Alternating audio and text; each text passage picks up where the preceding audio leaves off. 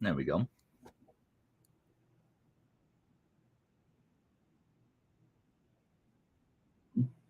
All right, cool. Ooh. All right.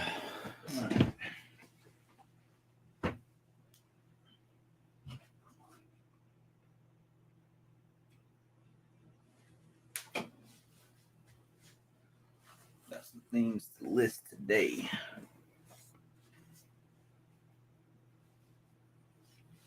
Where is? Okay.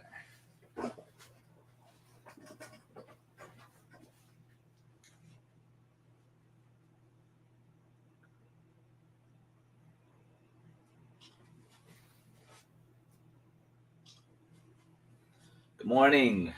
Good morning, everybody. Make this listing.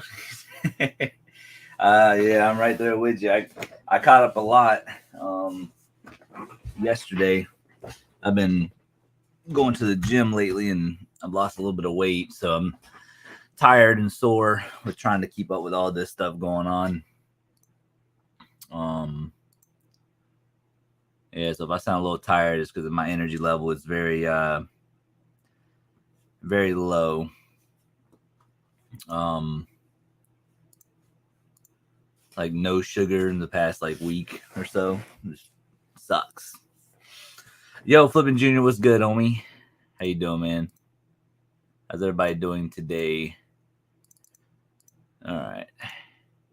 Yeah, we got a lot to list over this past weekend. Got a lot of stuff, so I gotta play catch up with that. It's gonna be a little bit of a short stream this morning because around like 10:15, 10:30, somewhere around there. I gotta go to the gym. Do you have a daily goal? I want to do 15 per day, but it's hard to that number. I don't necessarily have a daily goal. So like days like this. So this is the best way I can explain it. So days like this to where there's literally like nothing going on. Like obviously, no church sales, no garage sales, no estate sales going on right now, no storage units. But so days like this to where it's really slow, man, I'm just like, you know what? I'm gonna list like 2 big totes today because I have nothing going on, and I try to treat it like an actual work day where you work from like 9 to 5 or whatever. Um, but in reality, I think most of us don't like doing that, so it's understandable. So, but however long it takes me to get 2 big totes done, and I think between those 2 totes, there's probably, I don't know, maybe like 30, 40 listings or so. So I think that's a good way of doing it. I just think it just depends on how motivated you are. But at the end of the day, you definitely should be listening every day for the most part. But if you have nothing going on, I mean, I just say grab 2, 3 big totes and just be like, you know what, I'm gonna go ahead and do that. Matter of fact, I got to run a video a little later this afternoon. If you guys remember those 2 big 10 by 30 units we won last year, where we found all those Hallmark ornaments. Well, we just pulled out the rest of them. They're in my loft right now, and we pulled out the rest of them. We have 343 of them left, and we hadn't even gone through them. We don't even know what they're worth. So I think what we're gonna end up doing is just having a huge like whatnot auction. Maybe just do like 100 at a time or something. I don't know. Just start it off at like $2 a piece, and then if they go for 100, I don't know. If they go for 50, 15, 20, I don't know. So I think that's what we're gonna do. So I'm gonna do that recording later on this afternoon, and then upload it over here on the channel, and then hopefully get to see y'all Wednesday. Yeah, tomorrow. Yeah, because it can't be Thursday because I have an appointment. So yeah, it'd probably be tomorrow. Or yeah, tomorrow that we'll have the whatnot auction. Grizzly, what's going on? Good morning. Do you take pictures in batches? Small stuff, yes. If they're like my normal realm, like if I know they're roughly around 8 to 10 ounces, I'll usually take all those pictures, come over here to my computer. But I would upload. So the way I do it is it's a little weird. I don't know if some people do this or not, but what I do is I take my pictures with my phone. I go on eBay over here. I look up each item, and then whenever I go to sell item, whenever you're on your computer, it would come up as the listing, and then I would back out of it, and I'll save it as a draft. Then I go back to my eBay account, go under my drafts, upload all the photos. Once they're all uploaded in, I back out of that, go back to my computer. Now all my photos are on eBay. So that's kind of how I do it. And that's how I usually do it, pretty quick. But yeah, there's in some cases I do take pictures in batches. I hate whenever I miss a day. Sometimes I just lose track of the time. Last night I edited and uploaded a video, so forgot to get to listing. Only did 2 so far since 4 a.m. I mean, I've been like that before. It's like one thing after another, and doing this whole YouTube thing and doing the reselling thing. I mean, it is a lot of work. Me and my wife were talking about it. I don't know if it's going to happen or not. I don't think it's going to happen. But better if y'all hear it now than later. So we've been talking, and I've basically been getting like really burnt out lately. For mainly on YouTube, and that's because YouTube, I don't make that much money from YouTube, and it's not really about the money or anything like that, but it's also about the growth, your time, a bunch of stuff that kind of conflicts with that. And the growth is definitely, growing a little. It's definitely slowed down a little bit. But as far as money wise, how much it takes to go out there to find the stuff and record it and edit it and all that other stuff, I waste a lot of time in a sense. So we were talking about, maybe I should, stop doing YouTube by the end of the year. Not because I don't enjoy it or anything like that. It's just a lot of work. And a lot of my, friends and family and other people who watch the channel, that I've talked to, a lot of them are like, man, you come so far, there's no need to quit now. And it's like, you're right. I'm not a quitter.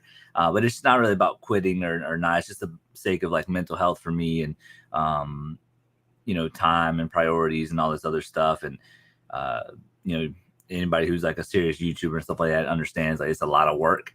So it's just a conversation, that me and her were having, and, whether or not I should continue doing it or not.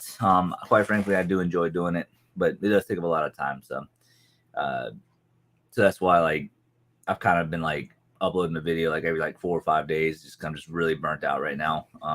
Also has to do with my disability too. Like my narcolepsy is real bad. Also have a lot of anxiety issues as well.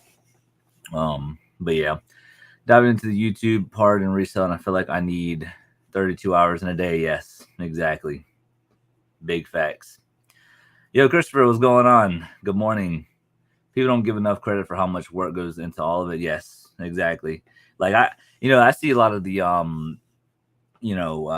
mainstream like reseller YouTubers or whatever. They upload a video like every like 10 days, which that's doable. That is doable. But for somebody who's like small like me, people like on a lower spectrum have to constantly be pushing out content. I have thought about just uploading maybe like once a week, but that's how you fall off out of the algorithm. Like if you literally look at my last 2 videos on YouTube, how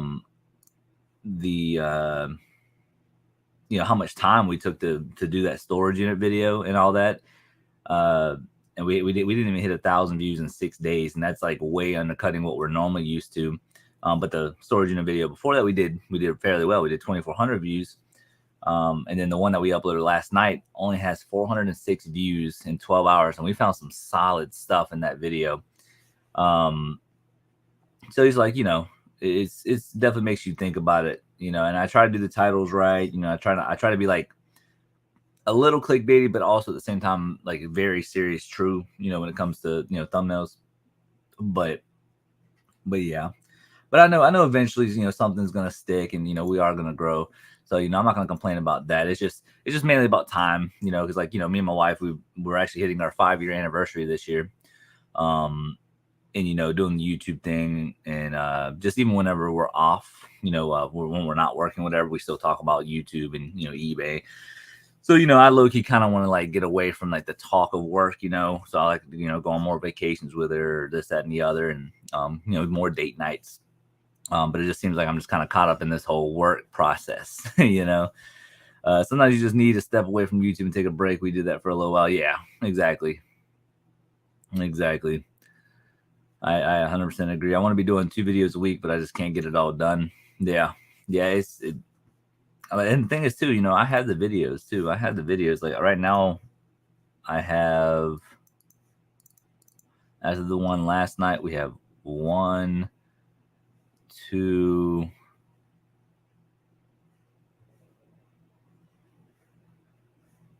Yeah, we got 3 videos right now. We got a garage sale video, state sale video.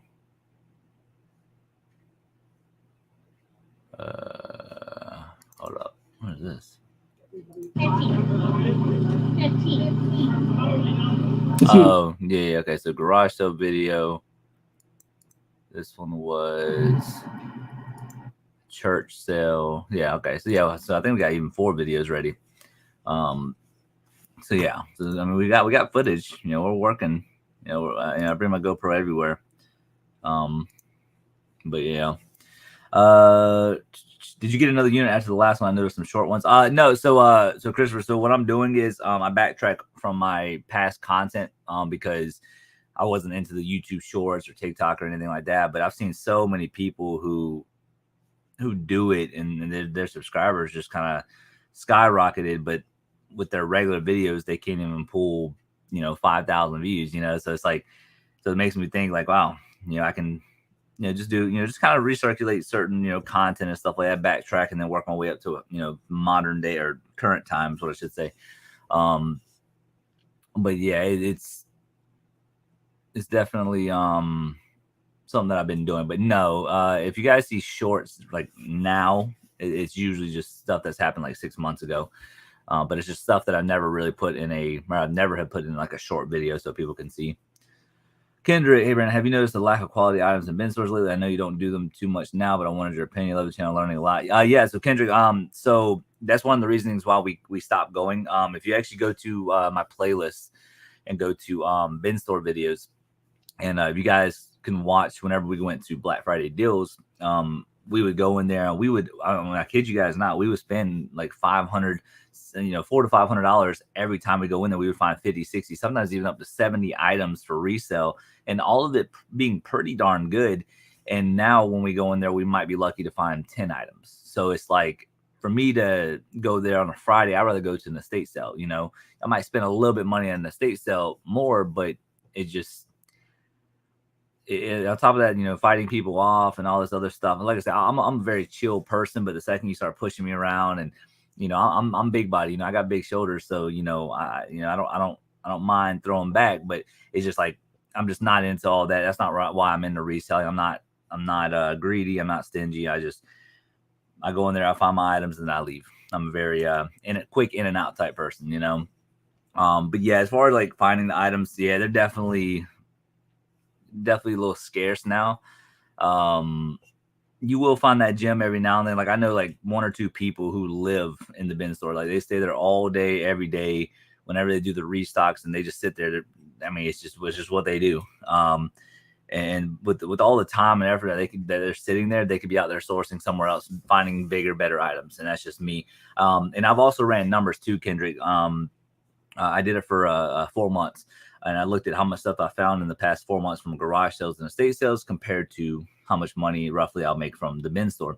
And it's actually over 7 times the amount of money compared to a bin store. So, there's some people who actually have some very solid bin stores out there. And there's nothing wrong with sourcing at bin stores. This is just kind of like my experience. There's some people who find holy grails every week whenever they go. Matter of fact, I know somebody who found something that was worth like $1,000. And I have found $1,000 item that I paid $5 for at the bin store. It's pretty wild. That was my best flip ever when it came to the bin store. But yeah, the quality of stuff, honestly, in my opinion, have gone down. I know there's a couple of bin stores too that's kind of somewhat near me. They would basically take all the good stuff, put it up on a retail wall, and they'll mark it at one price, and then they say take an additional 30% off. But when you look in the bins, it's all like third-party products, Chinese products, or just like the weird name products, and there's some stuff that can go for money, but I just think that's so morally wrong. I'll share you a story. Over a year ago, we used to go to this bin store. I won't say the name of the bin store or anything like that, but we went there, and actually y'all could probably find the video. But my wife found a processor for a computer. I think we sold it for like $300 or $400, and we got it for $10. And whenever I was talking to the manager, I said, or he asked me, he's like, did you find anything good? And I said, yeah, my wife found this process or whatever. And he looked over at his wife, and he looked like he was actually pissed off, because when you look on the retail wall, they had a bunch of processors up there on the retail wall. And after that, I basically stopped going, because it was just like y'all are really mad that somebody got a good deal for $10. So yeah, so there's a lot of things like that. There's certain bin stores out there that'll say that, yeah, man, we care for our customers and all this other stuff, but in reality, they're just trying to make as much money as possible. But again, there's nothing wrong with that either. So my experience with bin stores, there's one bin store that I really, really love, and I don't have time to go there, because Sundays I usually go golfing, and that's the Friendly Marketplace in our area. I just love the people there. The people there are just really awesome, and they've always worked with me on prices on stuff, and but I need to go back and see them soon. Unfortunately, short form content doesn't make for long form conversions. Yes, facts. Yep. There's a YouTuber, what's his name? Thrifter Sifter, I think that's his name. And I enjoy his short content. But like when you look at, like, he uploaded one video one video that was 3 weeks ago. He only got 3,400 views on it, but he's at 347,000 subscribers. But when you go to his shorts, 167,000 views, 78,000, 9.2 million, 512,000, 4.9 million. So it's like, it's honestly just wild. And the thing is, he didn't start till afterwards, so it's like he grew substantially quick due to his shorts. And I don't know, it's I don't know, it's just kind of crazy, to really think about. I got cussed out at a flea market Sunday. Too bad I wasn't recording. That would have been a good video. For some reason, everybody loves drama on YouTube, man. Lucid, what's going on? How you doing today? Thanks. I had the same experience that the store takeaway items during recycle. Also, can you recommend any estate sale sites? The only estate sale website I use is estatesales.net. That's the best one in my opinion. I'm sure there might be others, but I don't know of any others. But that's the one that I specifically use. But yeah, like the bin stores, whenever they do that, whenever they do the the retail wall, that just means, in my opinion, that they just look up every little thing before they put it out. And it's funny too, if you actually a lot of bin stores, they'll upload a video or pictures before they have, like a day before their sale. And if you look at their pictures and you look around and you don't see not a single modern day brand in there, most likely it's just going to be all junk for the most part. But I mean, you can find some good solid stuff in bin stores. Like me and my wife, we love whenever we went to Black Friday deals, and we are planning on going again. It's just a matter of when and where, what time. It's winter time, so we might casually pop our head in there. But we always find puppy pads, toilet paper, paper towels, that type of stuff, like the essentials you need in your house. We would normally buy that type of stuff at bin stores, regardless, even if we didn't find anything. And on top of that, though, there's one thing that I will say about bin stores. We've actually had more Veros through bin stores than we've done out here. So many counterfeits go through bin stores and everything else. Like we found a book set at retail for I want to say $60, and we even found a medical book that retails for $140, and it was brand new, but both of them are counterfeit. And you can tell with pictures and stuff like that afterwards. Obviously, we don't know what's counterfeit until we really start looking at it. But both of them being counterfeit, and then we were told we can list. This is a while back though, so that's another thing you got to take away from bin stores as well. I love his shorts too, but I never know what the items he finds are worth because he doesn't tell you on exactly. And that's why I like doing the videos that I'm doing, to where if I pick something up, and I usually put in the video hey, just honestly not worth it, don't pick it up.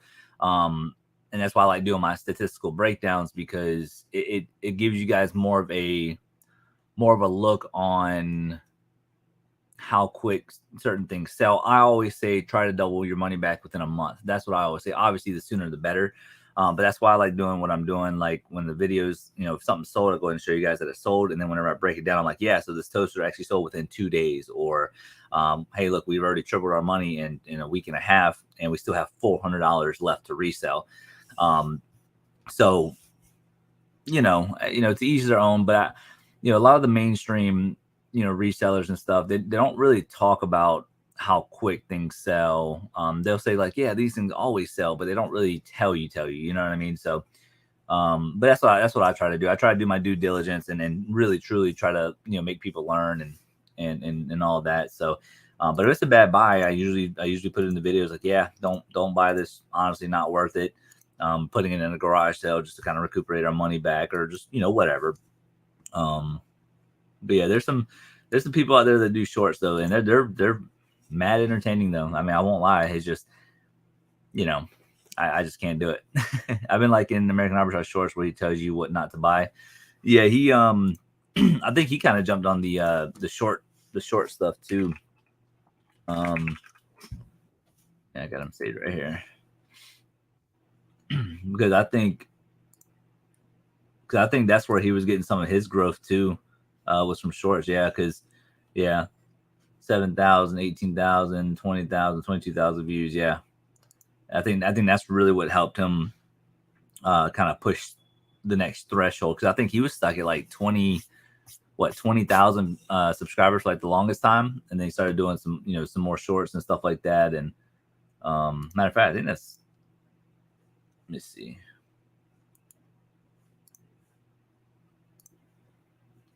Yeah, he just posted one like 8 hours ago, or 11 hours ago. Yeah.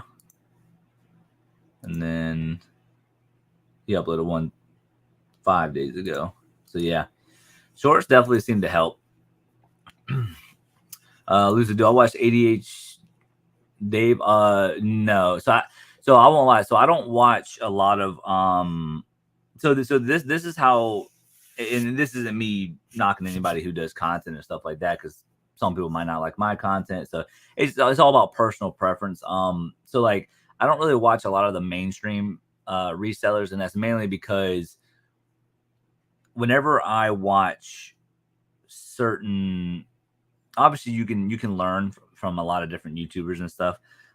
There's a handful of them that I will watch just for like entertainment purposes, but I always like to have comparison. So like for example, we're roughly selling, let me actually see, I think so. I like to like look at like stats. So I'm like kind of like a numbers guy, right? So like my thing is, why would I watch a YouTube reseller that has, let's say, 3,000 listings, but only selling 300 items every 90 days? And they're not like $1,000 items, they're like, your basic $20, $30 items, whatever. So I'm selling anywhere between, I'll probably say on a low end of like 750 all the way up to like 900. So that's usually where I'm at, just depending on, what all I get in, how much I'm listing. But I would probably say on average right around 800, but right now I'm at 781. Which is decent for me. But like if I'm watching somebody and I'm like, okay, well, they have 800 items listed less than me, but they're selling more than me. Those are the people that I want to watch. It's like, you understand what I'm saying? Because anybody can put on a GoPro camera, go pick up things and be like, oh man, this thing's worth $500, but then it never sells. So is it really worth $500? Probably is, but it's going to take that right person. So it's like, when I watch that stuff, like whenever I have more listings than somebody, and I'm selling more than somebody, I don't really like to watch them. And that's just because I'm more of a numbers guy. I'm always constantly wanting to learn. Now, if you obviously have somebody up there who has like 40,000 items listed, obviously they're going to be selling more than you. At least they should be. But it's like, I feel like in this business, I'm not necessarily here just for entertainment. I'm also here to learn as well. But whenever I see, people picking up certain items, I'm like, in the back of my head, I was like, dude, I picked that up before. It's not worth anything. But then they act like it's worth so much money. So I don't know. It's, it's just kind of one of those personal preferences things. But I don't really watch a lot of mainstream resellers. Kendrick, what are some things that you need to start doing reselling content, like equipment wise? Honestly, you don't need much. All you need is, you just need a camera. I preferably say the GoPro because of the attachments that you can use. So basically all I use a backpack. I use no, here it is, right. So basically this is the clip right here. And all this does, it goes on your backpack like this, and then you clip it onto your backpack, and then you just maneuver it up like that. And obviously you probably need, I would probably say a minimum of 5 batteries. That's the way I look at it, just in case you forget some, just in case you forget to charge them. So I would say 5, a GoPro, and then a little backpack clip. I know some people use just one that's like magnetic. I don't like those. I just like the back strap. Again, all personal preference. But that's the best way to do it. Obviously you need some kind of editing software, but usually there's free ones out there, so you don't really have to spend any money on that. So yeah, about really all you need. There's something about watching the trials and tribulations of smaller YouTubers, and now I've become friends with a few. So those are the ones I've been connecting with lately. Yes, exactly. And that's kind of how I am. I'm like, I'd rather stick to the people who are natural grinders, like, and there's nothing wrong with somebody. And, I see a lot of hate towards like Harry Tornado, right? Like about how he started off reselling and kind of turned a little bit to keep being more mainstream. You can't hate the guy, that's what he wanted to do. But I don't necessarily watch him to learn for reselling. You know what I'm saying? Because that's not my style. There's some people who might want to do it his way, but that's just not my style. So I don't watch him to learn. I watch him for, entertainment purposes. So, so it's like when you look at like the natural grinders, people who are kind of resellers before YouTubers, like, yeah, I would consider myself as a YouTuber, but I'm telling you right now, I grind my butt off. And I think that's what makes this channel so unique, is that we don't just do the same crap all over and over again. We don't just do garage sales. We don't just do estate sales. We don't just do bin stores. We do storage units. We kind of have a mixture of a lot of stuff, and that's kind of like I wish a lot more resellers would do when it comes to YouTube, is because I don't want people to think that you have to go garage selling, because some people's garage sales are crap in your area. You know what I'm saying? Then you got some people who are like, oh, my thrift stores are thriving. And then some people are saying my thrift stores are crap. So it's like, that's why I try to do like all these little things, with everything that we're doing over here on the channel, that there's always a way to source. You can do online auctions. There's so many things you can do. And that's why I'm saying, like, I truly want people to learn, because you don't have to be stuck in just one thing. Like, you can do pallets, you can do, whatever's thriving in your area. Like storage units in our area, I would say they're kind of hit or miss. All the good ones, usually you're going to pay top dollar for. But it's like, man, if you go down to, like, for instance, like Jacksonville or Charleston, South Carolina, they actually have more units up for sale compared to what people can buy. So they usually go for cheap. So if you guys remember that unit we won this year, I think in March, where we found all those cards, all the Star Wars stuff, all that stuff, we got that for $410. That's what we won the unit for. So I mean, after all said and done, I think we spent like $850 round trip. But I mean that's pretty darn good for that massive amount of stuff. So again, that's kind of why we do what we do. When selling on eBay, Ronnie, how do you use their free boxes USPS? So you can usually go to the post office. Sometimes they'll give you some, or you can go to USPS.com. And you can actually check out with your address, and you can get as many boxes as you want, whatever sizes you want. That's basically it. And then if it's like a flat rate box, obviously you need to change the shipping to a flat rate. If it's just a regular that just says priority, like large box, you can just run that as priority. But yeah, you just have to pick them up or have them shipped to you for free. I changed a lot of my listings to fast free shipping. As of yesterday, my sales are up 46%, moving stuff faster, but little lower profit margins. Yeah, and there's nothing wrong with that too. I have, I think, shipping on like 99% of my stuff, and sales have been pretty good lately. Like, let me see. So like October 1st. It's kind of died down a little bit, but the first few days of October was pretty good. So October 1st was $647. Monday, October 2nd was $1,035. Tuesday was $618. Wednesday was $597. This is where it starts going down. Last Thursday was $342. Friday $393. Saturday was a little low, $207. Sunday was $259. Then yesterday was right at $300. So it's definitely not bad sales. But there's one thing too I also want to talk about as well here in just a sec about how much should you make per day. I'm gonna talk about that in a sec. The mainstream guys can also sell. Well, we can't because of following. Like the two couples I can think of making a killing selling small brand clothes. You or anyone here can't sell nothing like that. Yeah, I know what you're talking about. Yeah, and that's what I'm saying. Some people, that's what I'm saying. Like when it comes to, what's the best way I can put it? When it comes to educating yourselves and stuff like that, everybody's going to think they're an expert on stuff, and that's why I say, like, when people try to learn reselling and all that, like whenever I first started, I didn't know everything. Obviously, I don't know everything now, but I would say I've come a long way from learning. Like, I would say I didn't really start. How can I put this? I didn't realize how much money you can make in reselling whenever I first jumped into it. And it's kind of wild because I didn't truly understand it or really learn it up until I won my first storage units. That's where it's like you had to look up every little thing, and you sit there and you're like, dude, this thing's worth $30. This thing's worth 20. Like, what? So, and that's where I started getting hooked, and that's when really things started clicking.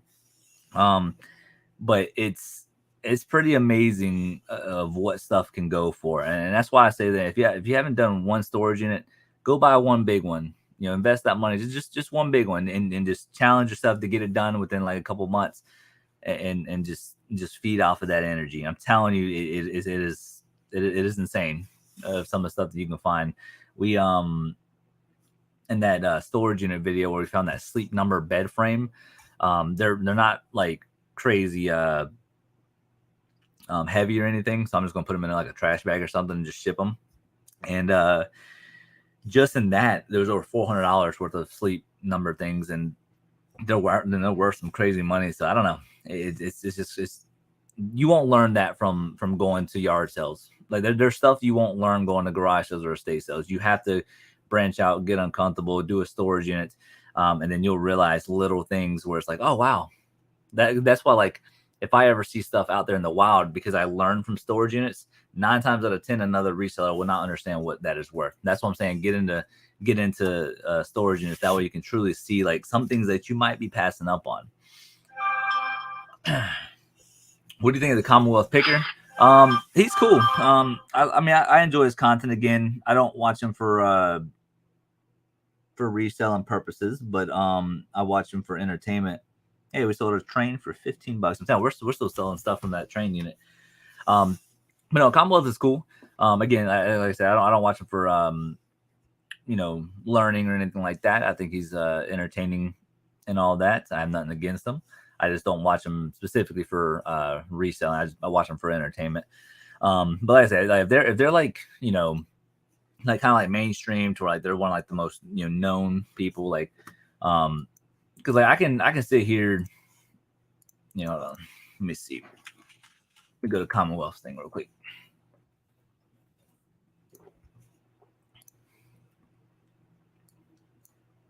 All right, let's see. See, I like. So you ever heard that saying? Surround yourself with people that's gonna bring you up. That's kind of what I do. I like to see people who are grinders. You know what I'm saying? And all right, so right here, so he has over 1,100 listed, and he's selling 603 items every 90 days. Okay, keep in mind too, he also gets a lot of viewer sales. So, and there's nothing wrong with that. He made his content. He's able to do that. Me, I get maybe one viewer sale a month. Not that much, but I guess so this is the way my mind works. Okay, so it's just like the stuff that I see him selling is stuff that realistically I already kind of know about. The only thing I don't really pick up is quilts. I don't pick those up. But I mean he sold Legos, vintage shirt, Pyrex, jersey, old school wrestling stuff. I mean that makes sense, So it's like, I think that I don't necessarily can learn anything from him because I already kind of see everything that he's selling. I already kind of know about this stuff. But like whenever we went through the storage unit, I mean, I saw 20, 30 things that I've never found before, looked them up. I'm like, oh wow, that's actually worth some good money. Oh wow, this is worth good money. And that's where I'm kind of at. I want to learn. I don't want to just learn the same crap all over again. I want to know new stuff. That's why I like Osborne the Thrift. He hadn't uploaded in like 4 months, but he's always picking up these weird things, and that's where I really expand my knowledge as well. When I have watchers on a lot of my listings, do I send offers immediately or just wait a couple of days? What do you think is the best thing to do? So Lucid, so this is what I do. So if I just list it, I'm not sending out any offers. If I just listed it, I will say this. I put open to offers on every single one of my items, because if I have something out there for 50 and I got it for $1, in my mind, I'm like, okay, what's the lowest I'll let it go for? I'll probably let it go for like 40. You know, that would be like my mindset. But if somebody comes in and sends me one for like 38, I might take it and run. I just did this with this specific item, and I'll show you. Let me share my screen real quick. I'll show you real quick. Let's see. Share screen. I'll show you exactly what I mean. All right. So right here, so this is stuff that I've sold, obviously. All right. So this thing right here, this is a Crossroads aftershave, and you see how I had it up there for 150. So I've had this since the Warner Robins unit, where we found all those G1 Transformers, that Nintendo stuff, you know, all that stuff, right? We found this, and there was none listed, none sold. Went over to WorthPoint. The last one sold for $150. So I was like, all right, put it out there for 150. So from the Warner Robins unit, we got it for cheap, obviously. We made all of our money back, so this was going to be pure profit. Somebody sent me an offer for $95, which is right here. $95 right here. So it's like,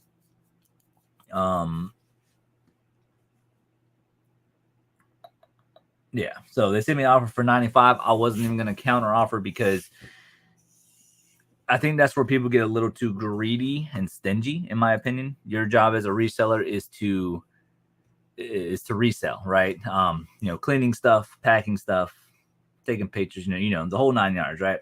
But somebody sent me a $95 offer for that, and I'm like, you know what? Made my money back. Just take it and run. Spend that money on something else. Now, if somebody was to like came at me with a $50 offer, I'd be like, man, I'm already made my money. I can sit on it for a little longer. That's one thing.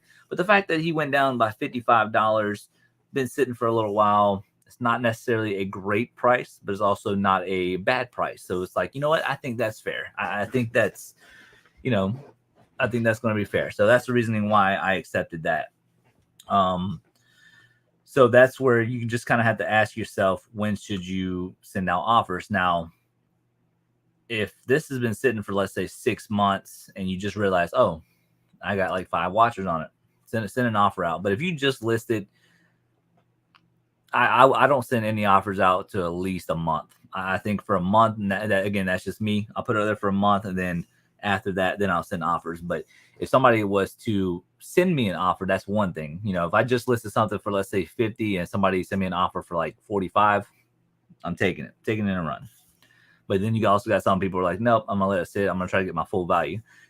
Nothing wrong with that either. But that's just kind of like my philosophy. Like, if I don't have much money into it, like for instance, if I have like $50 into something, I'm selling it for 200. Somebody offered me like 140. I probably won't take it. I'll probably take like 160, because that would make sense in my head. I hate when the low ballers come in. I have something listed for 50 and all the sold comps for 55, 60. They send me an offer for 10. I can't take the emotion out of it. And that, yeah, I had that happen a few times on PlayStation 4s. I've had the same thing. They had a list for like 150. Somebody offered me $50. I'm like, you're a funny guy.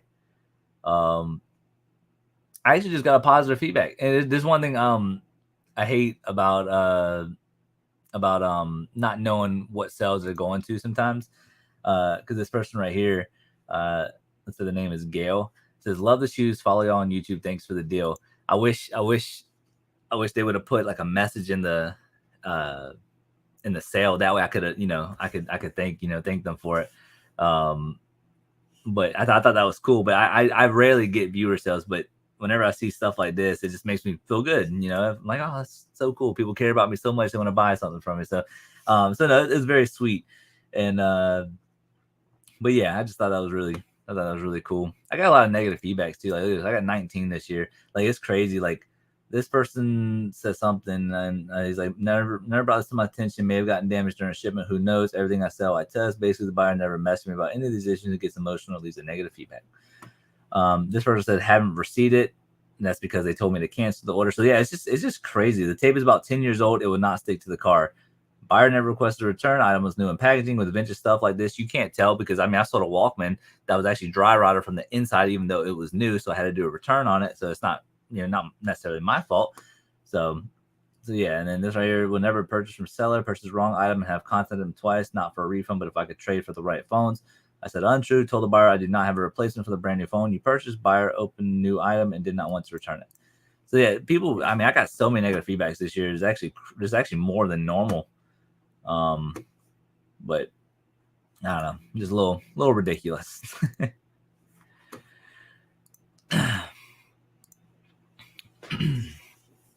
That's exactly what I do. Thanks for clarification. No problem. Yeah, Lucy, like I said, it just depends on what you're trying to do. If you're not like emotionally attached to something, or if it's like I said, like everybody has advice on reselling, and I don't think there's no right or wrong answer of how you run things. I know some people who will put everything out there for top dollar and eventually get that. But then you got some people who are like, man, I'm just here to move stuff. As long as it's a decent offer, I don't care. That's kind of like my mindset. There's some things where I'm like, okay, this is kind of cool. I would like to try to get as most money as I can for it. But then majority of my items, I'm like, somebody sends me a decent offer, I'm going to take it. Matter of fact, let me see here. Which one is this? This one? Yeah. I'll actually show you real quick just to see how many offers I actually take. Because I take a lot of offers.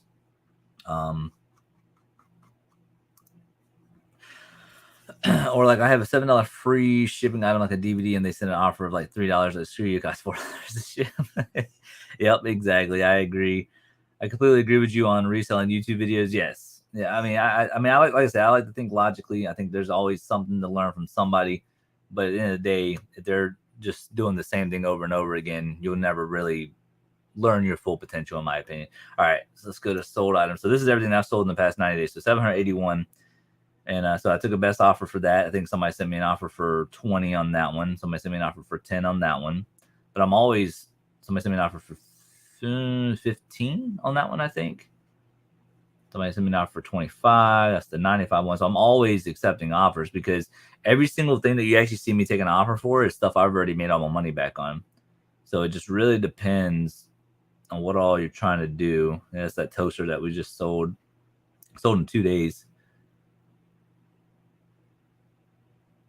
This item right here is sold for I think 350. It's from that train unit. Bro, I hate when people leave negative feedback because they're so like emotional. Yes, people are very emotional. I mean, people are emotional with everything, man. Like from driving to being in the groceries. There's too many people out there who think things revolve around them when it really doesn't. That's why I'm very laid back. I'll talk to you. I'll have a good time with you. But the second you come at me sideways, I'm like, look, being too emotional, you need to get out of here. Like I'm not an emotional person unless like I get excited, that's one thing. But I don't really get angry a whole lot. At least I try not to. Oops, I didn't mean to do that. But yeah, I took the best offer. I think $40 on that one. That's from the recent storage unit. I think somebody offered me 20 on that one, so 15 on that one. I think 10, 15, and then 25 on that one. So yeah. We cut people deals all the time. That one sold for 42. Like, could I have waited to get $50 for it? Probably, but I had literally like $1 into it. So it's like, just take the money and run. I forget what that sold for. But I'm always accepting deals. I'm always sending out offers from time to time. Matter of fact, I'll show you this right here. So right here, I have 792 items that have watchers on it. So like if and the thing is too, it's kind of funny. Like I'll send like 100 offers out, but then it goes right back up within the next 3 or 4 days. Like it's honestly just kind of wild. But these are all the items that I have watchers on. It is a ton. Everything from ornaments to electronics. I mean, you name it. Golf clubs. I mean, it is honestly a lot. There's 200 per page, and I got 4. But I do send out offers all the time. All the time. If I'm sitting down eating or something, I'll send out some offers, but it's just crazy. But But yeah, you can see all this stuff was good. The last 7 days last week, I was almost at 4,000. But see how the sales just kind of died down. But the beginning of this month was really good, and it just kind of died down. And that's mainly partially my fault. I haven't been listing like I should, but yeah.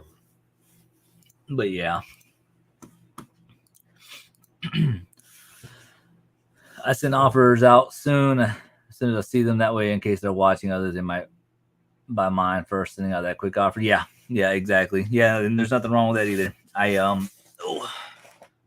need to be sending out more offers, I guess, because I mean, like I said, I got that number, that 792 for the people that are interested in stuff. I had that all the way down to like 700 just like 2 days ago, and then for some reason it's going back up.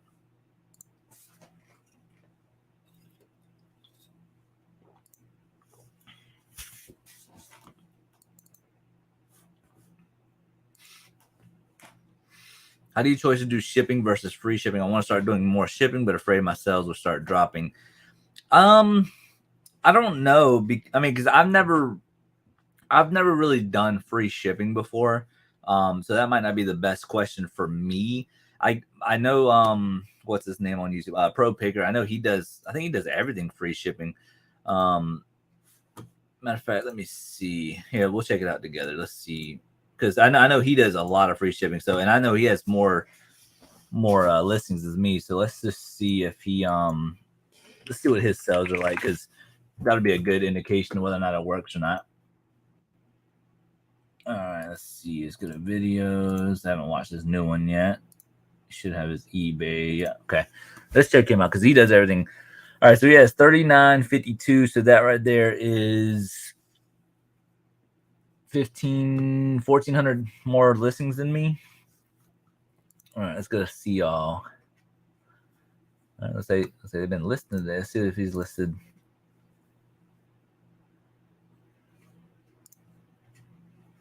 Seems to be a problem. There you go.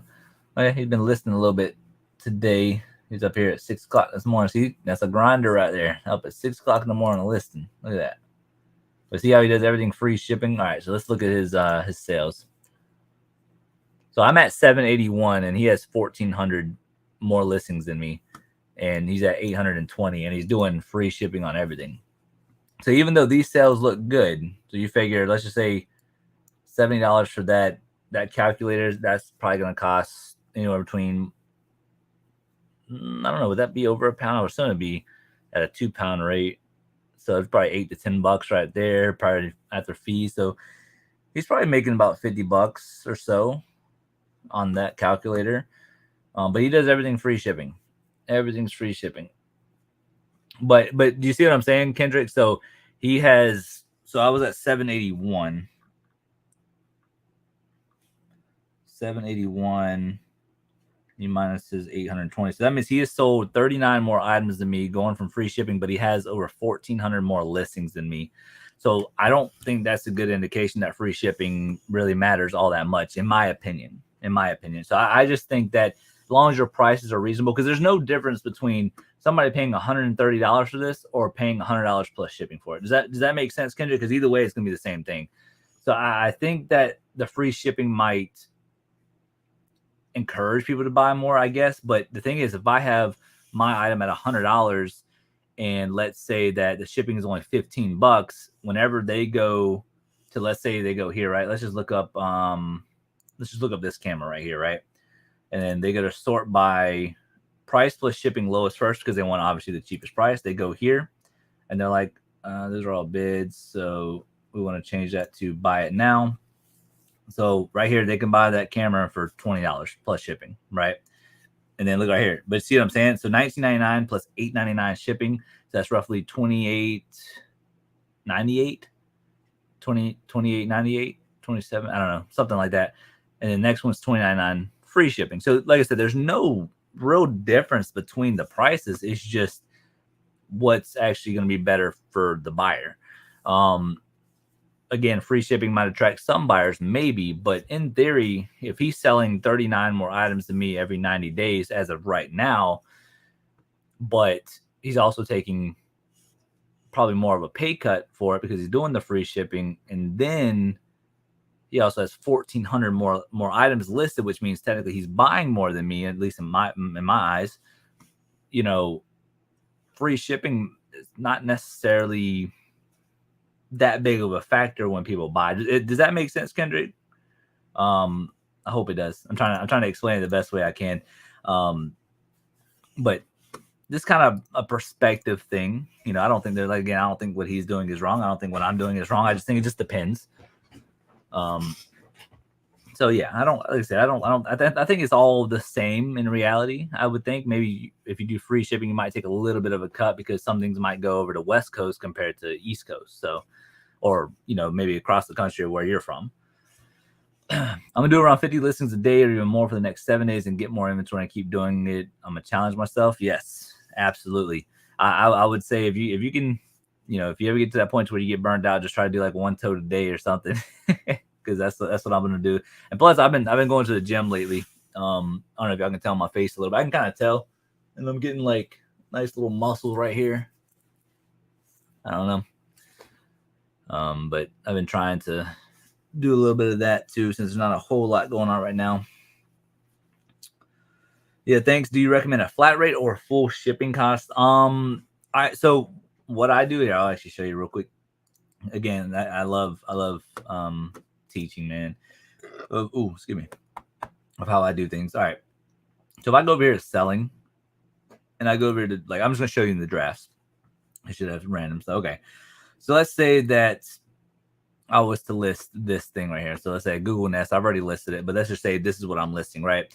So through the phone, you can actually do it, but I don't think you can do up to 3. I think you can only do up to 2. So there's many things you can do. As far as flat rate goes,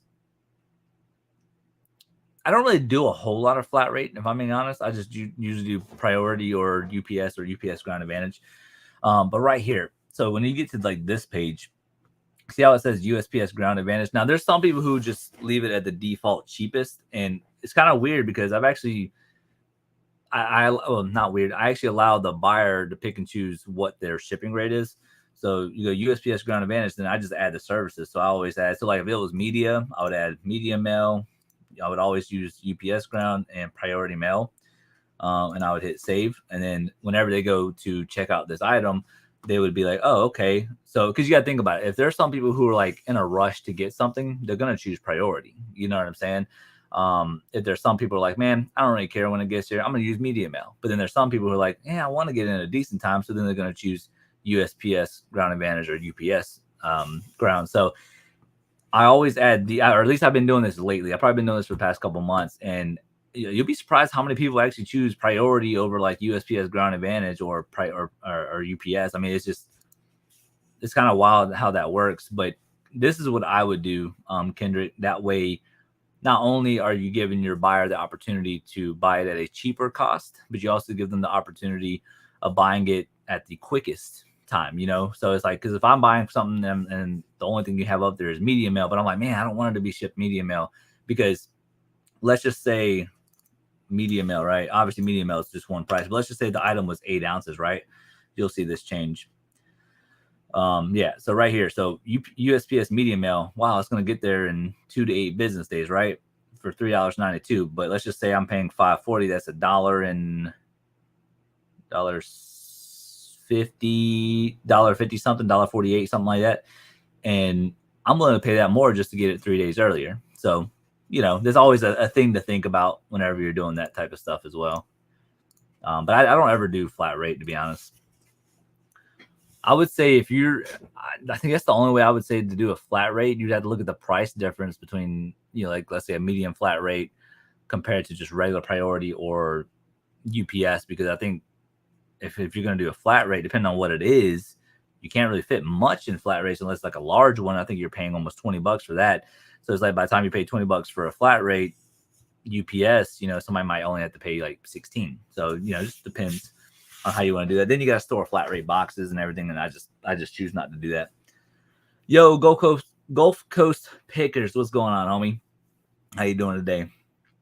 Every darn time I list a free shipping item, it goes to California, and I live in Philly. Yeah, and I get the same thing with whenever I did free shipping on like a handful of things, it would go to Puerto Rico, it would go to Arizona, Nevada, Washington, that type of stuff. So yeah, and that hurts too. And that's why, like, whenever I say free shipping, yeah, it'll definitely hurt you a little bit.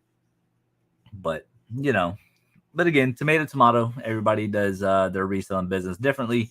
I just don't choose to do free shipping, and that's just because I don't really see much more of a difference between you offering free shipping or if you just put it at a decent price. I just don't see there being any issues.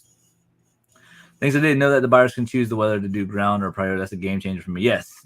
I haven't been. I've been recently doing it over the past couple months, and I mean, if we just, I'll actually show you my little orders. I don't have much going out, but I'll show you.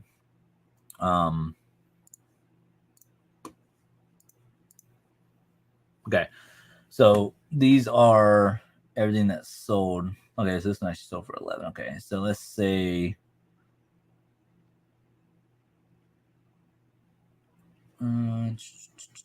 These are all older listings. I'm trying to find something newer. Let's see. I just listed that one. Okay. All right. So this one, the buyer chose priority mail on this one. Okay. Let's see. All right. So yeah. So this person chose USPS Ground Advantage, and I had it at a 2-pound rate. So that means I had priority and UPS Ground on this one because this one was fairly new. Matter of fact, we actually just picked this up Saturday and already sold. But as you guys can see there, they chose USPS Ground Advantage because it was cheaper for them.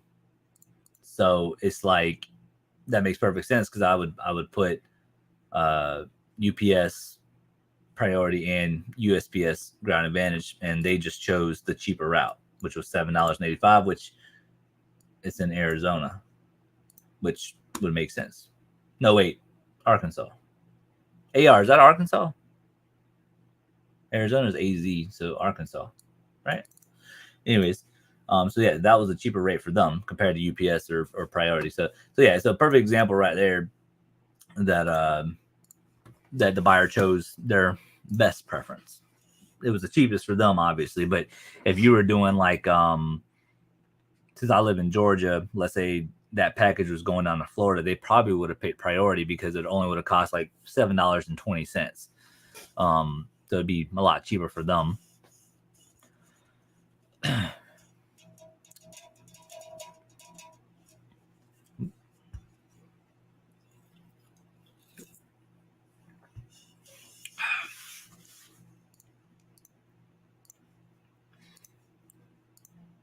And we've been live for almost an hour. That's crazy. I did not know we were up going on an hour. Let's see. I think I'm just gonna go for a run today. I told myself I was gonna go to the gym, but I think I'm just gonna. I got weights in my garage too. I might lift a little bit. I've been having problems with my right shoulder. I've been going to physical therapy for it through the VA, and I think I told you guys this before. They did the whole dry needling process where like so you have your inner part of your shoulder right here. It's kind of like a soft tissue feel. And I remember going in there, and I'm a physical therapist. He's like, "Do you feel anything?" He asked me where the pain was, and then whenever you do certain exercises, where do you feel it? And I was doing biceps and shoulder raises and stuff, and I was like, "Well, I feel it." Right, like kind of internally in my shoulder somewhere, and then I also feel some pain whenever I do my biceps, but I can't really tell where the pain was because anytime I push, I can't feel anything. So he stood me up. He's like, "All right, you feel anything right here?" I was like, "No, I don't feel anything there." He's like, "But you have problems with your doing bicep works without it hurting." I was like, "Yeah." So he's all right. Lay down on your back. I lay down on my back. So I guess what happens is you have your shoulder, then you have like the ball that the muscles and stuff sit on. Well, I guess whenever you sit, it kind of decompresses like that. So then he pushed on it, and I cringed so hard from the pain. So he's like, "Yeah, that's where your main some inflammation going on there. I can definitely tell it hurts." So I was like, "Yes, sir." And so he did the dry needling process, which I low-key had like an anxiety attack during it. But they stuck these long needles all the way down to my muscle, and then put me up to like an electrotherapy thing, and he had me laying on my stomach, and you just see my shoulder just doing that for like 15 minutes. And I will say all my pain right here has gone away. I have no more pain. but I still had like this weird pain in the internal of my shoulder. And he said it's not a tear, but he could tell I'm getting caught up somewhere. So like I can lift my left arm straight up like this, but if I go up with this one, kind of stops right there, and then I can keep going. So it's like something, yeah, right there. Yeah. So when I go to the gym, I can't really do shoulders, even though I try to do it. So we got one more physical therapy session, and if that doesn't help, I'm gonna try to request for an MRI or something, just to see if we can just see if it's anything internal that I'm hoping I don't need surgery for. So I guess we'll see about that. But yeah, let me see here. How many listings am I? I was up to 2,660 listings, but now I'm below 2,600 again. I wanted to hit 5,000 before the end of the year, but there's just no way. There's no way it's gonna happen. But yeah, Kendrick, if you're still in here though, yeah, watch certain people that get out of your that get out of your comfort zone. I'm not talking about learning glassware or anything like that. I would say watch people who do like storage units and stuff, and that way, you know, I'm not saying that's out of your comfort zone, but if you've never done one before, it might be worth, you know, doing like that. I just think there's always a way for somebody to learn when it comes to reselling, though. You don't want to limit yourself to one thing. And when I say that is, let's just say garage sales are thriving in your area, you're doing well for 2 years, building up your inventory and this, that, and the other. Well, then all of a sudden, let's just say 1 year of garage selling, it's just not what it used to be. It's dried up. You got more resellers doing it. Not a lot of people having yard sales, whatever the case is. Now, guess what? Now you're kind of stuck. You're sitting there. You're like, whoa, what do I do now? And I don't ever go thrifting, so I don't really know which thrift stores to go to. You know, I don't know. I don't know how to get into storage units. I don't know how to, I don't know which estate sale companies are the best. So, and that's where you really, people don't really think about this. Some people think they have it so good with little things here and there, but it's like in reality, man, you really need to be expanding your horizon and getting into a little bit. Do storage units cost a little bit more money? Sure, but you figure even if for a month time frame, if you spent that amount of money on one storage unit and you score big, you're gonna be listing for the next 2 or 3 months. We like I said, we won that Jacksonville unit in March. Found all those cards, and I have not gone through any of the cards yet. I bought my friend out of them, and I have not gone through them at all. I still haven't done it to this day. The only thing we did with the cards is we pulled all the sealed stuff. That's all we did, and then we listed those. But we have not gone through any cards. I think my wife's home. Wade Adventures gets some killer storage units in this area. Yes, exactly, he does. And the thing is too, he makes a lot of money from YouTube. Matter of fact, me and him talk on TikTok a lot. But he makes his money through his YouTube channel and stuff like that, to where he can go out there and buy the storage units, nonstop. But he also sells online and stuff. But yeah, like he makes a killing, doing storage units. And there's nothing wrong with that. But I always say, what happens if something gets dried up? What happens if the market changes? What happens if there's certain new laws that come into place? When it comes to storage units or whatever. I'm just talking hypothetically here. But if you really think about it, if your just main focus is on one little thing, no matter if it's garage sales or estate sales or whatever, you really should be expanding on how you source. What's your opinion on Whatnot? I mean, I have mixed feelings about it. I can understand why people use it. They can find good deals at a certain time. If you have, if you're trying to do like a quick flip, I don't think, I think I saw, what's his name? Storage Auction Pirate. He did it for I think he said 4 months. And in 4 months, he did like 210,000 on Whatnot. And then eBay was obviously something significantly lower than that. But again, if he did 210,000 in 4 months or something like that, I would also question how much he's spending, because that man spends a lot of money on storages. I think he spent 30,000 on one of them. So it's like, yeah, you might have made 210,000, but how much realistically did you spend? So I don't know. I think if you don't have a following, I think it definitely is harder. Again, I don't think there's anything wrong with Whatnot. Um, because it would actually could benefit, influencers and stuff like that. So I can understand why people use it. Honestly, it's not necessarily for me, even though we're probably going to be doing one soon with all the ornaments that we won last year. We still have over 300 that we haven't even gone through yet. And we just got them all pulled. So we're probably going to do a Whatnot auction with all those and just see what happens. I would say if it's your market, I don't see it. Like I said, there's no right or wrong way of reselling. I just think that if I was to have a Whatnot show and let's say I'm selling, good items, let's say they sell for like $60 and they're only selling for $10, I just don't see why. You understand what I'm saying? I just wouldn't want to do that. I'd rather somebody offer me like $40 on eBay compared to me getting 60 compared to letting it go for 10. Like, I don't know. Like I said, it's just to each their own. Everybody has their own opinion on it. I definitely think it's cool. I like the format of it. But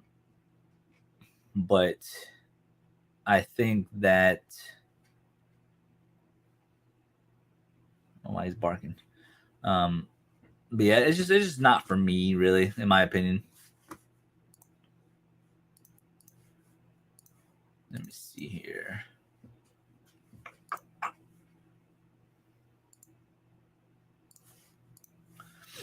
Hey, Coco and Chewy, how you doing today?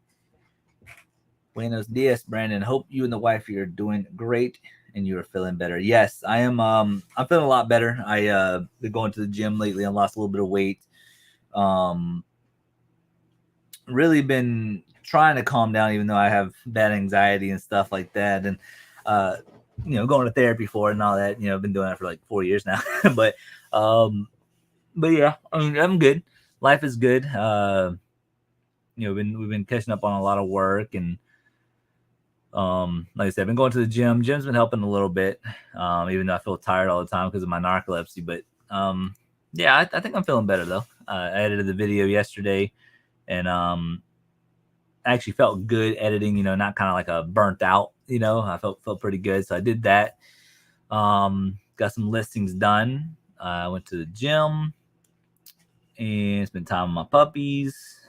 My wife just took packages for the day since the post office was closed yesterday, and I played a little bit of video games yesterday. So yeah, I would say it was a pretty decent day. Whenever my anxiety and narcolepsy aren't going out of whack, but yeah, and no sugar for a week now. No sugar for a week now, so pretty happy about that. I'm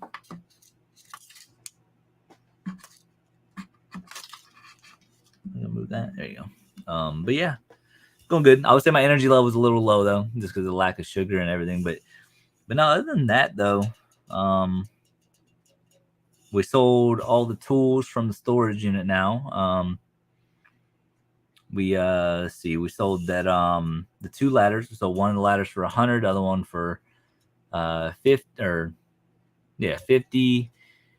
We sold the table saw for 80. We sold the jaw horse for 80. We sold the Stanley Maxing for 30. What else was there? Oh, we sold all the furniture. So the 3 set for 50, 2 set for 60, and then my wife kept the Amawa. So yeah, we sold all that stuff, all the big stuff, and we're looking at a unit. I think it's next week. I think. Trying to bring you guys some more content. Let me see. Let me make sure. What date is this in? So yeah, so next Thursday. Yeah, so we're looking at some units. But yeah, we're doing pretty good. I told myself I was going to list a little bit. Oh.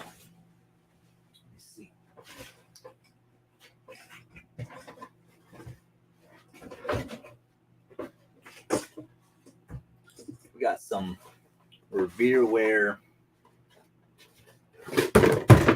Oh, I'm sore. Some Revereware stainless steel mixing bowls. Got it for $5. Take that off right there. Oh, all right. We'll get some listings done.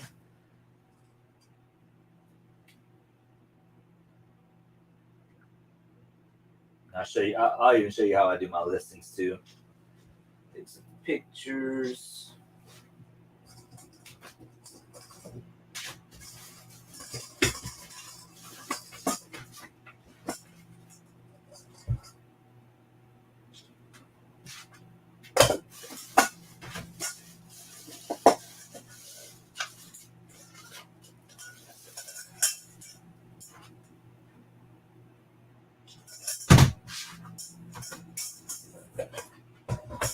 Alrighty.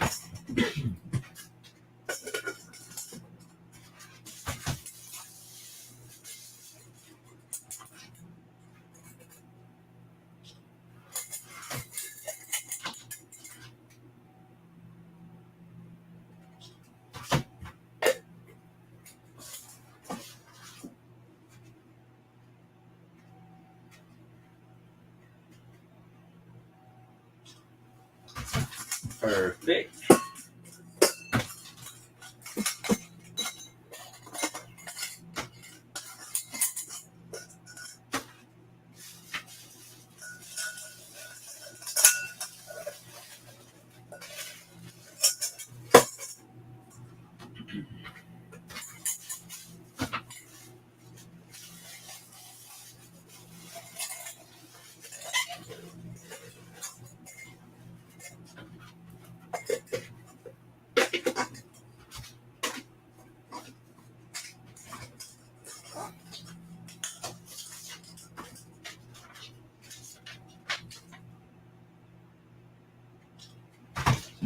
Alrighty.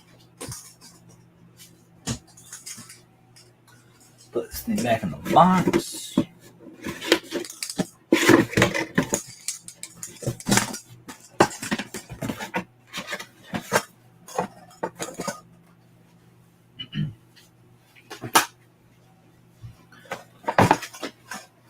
All right.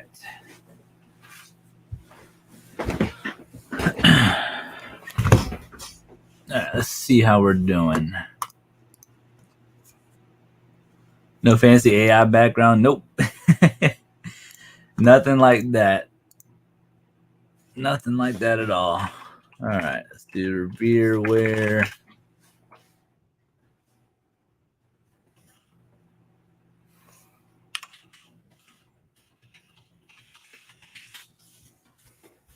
I'll show you how I do everything. Okay, so we got number 983 Revereware mixing bowls. See, 3 listed, 3 sold. Look at that. Brand new, of course. Ours is in great shape, but I'm gonna have to put it as used, unfortunately. But I think we can still get about $60 out of them. All right, let's do. I listed 45 items in 3 days, and I'm exhausted. Not normally what I do, but trying to get my store active for Q4. Hey, 45 items in 3 days. That's pretty dang good to me. Yeah. I got a package. Hold on.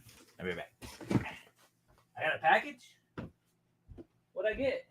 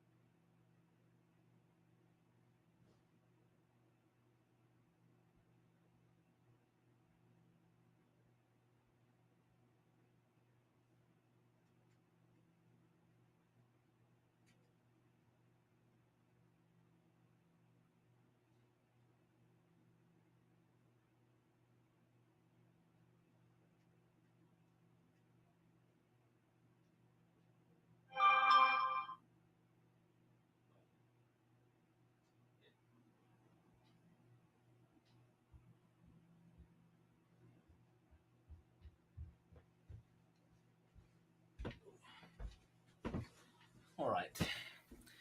It was a return. Oh, it was a return. It was a Blunder shoes that I paid $2 for at that YMCA sale, and they were apparently dry rotted. So had to do that. But sometimes you just don't know. All right, let's see. Did I do this already? But yeah, if you guys ever see Revereware mixing bowls, they can do pretty good. Let me go to my eBay. I don't know if I hit sell now yet. Okay, I didn't. Okay, so let's see. No, we're just gonna do like 60 plus shipping, and then just put, best offer. All right, so what we're gonna do is gonna hit sell one like this, and what I do is see how I back out of it immediately, and then I just refresh my phone, and then I just upload the photos. Like I said, this is the quickest way for me, if I'm being honest. This is the quickest way for me. It takes, I don't know, 5 seconds for it all to upload. I mean, Coco, that's pretty good though. 45 items in 3 days. Getting those listings up. That's what I'm trying to do. Let's see. Let's go to our drafts, and then look at this. Boom. Now, all of the pictures should be on there. I'm gonna do this one right here. I'm gonna shorten that one up because I got a little blister on my hand because I went golfing without a glove on. There we go. Perfect. We don't want no blisters shown in the pictures. Everything else looks good. All right, so they're not new. It's kind of how I like to do things. Where am I gonna put this? All right, we're gonna put this on my bin store rack. And what I like to do, we just started doing this too. Dang it.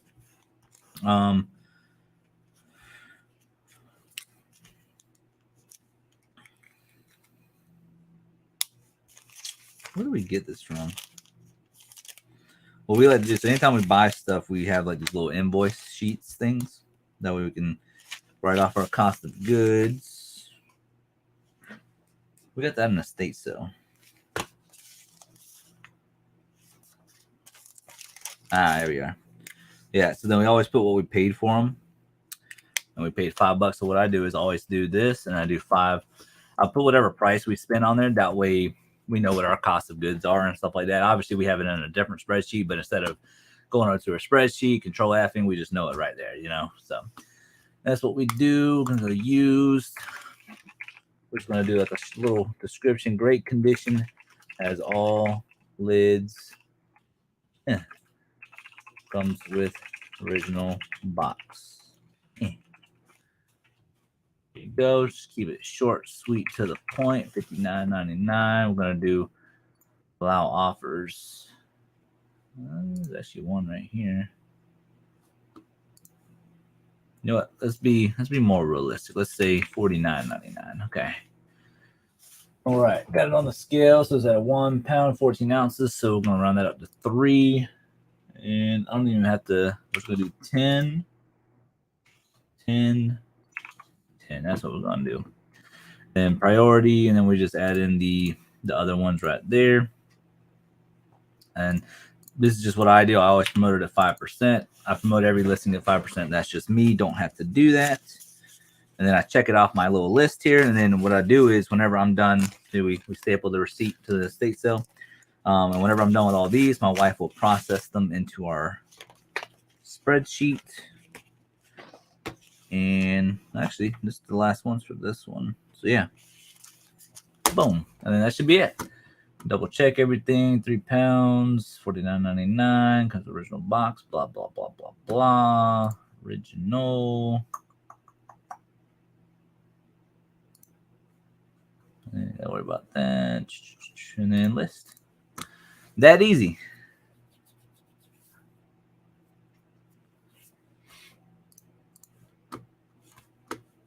And then it should be under my listings now. No glove, no love. Yeah, it was funny because whenever me and my brother went golfing, I thought my glove was in my bag, so I went to the driving range or whatever, and hit a little bit, warm up, and then I was like, oh, I guess I don't have my glove, and I started hitting, and then all of a sudden I noticed, oh, yeah, starting to hurt a little bit, so it threw my game off a little bit, but it was still fun though. So yeah, I got that right there.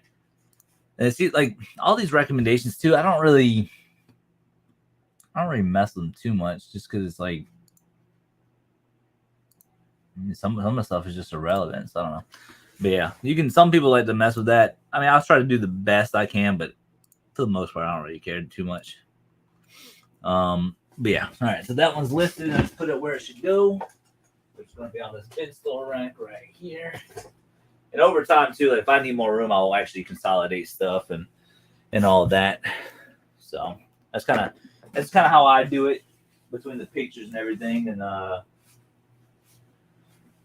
let's see here. That's the Crocs.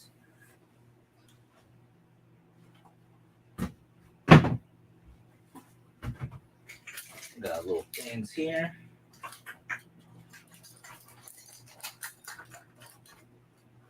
Shape them up a little bit.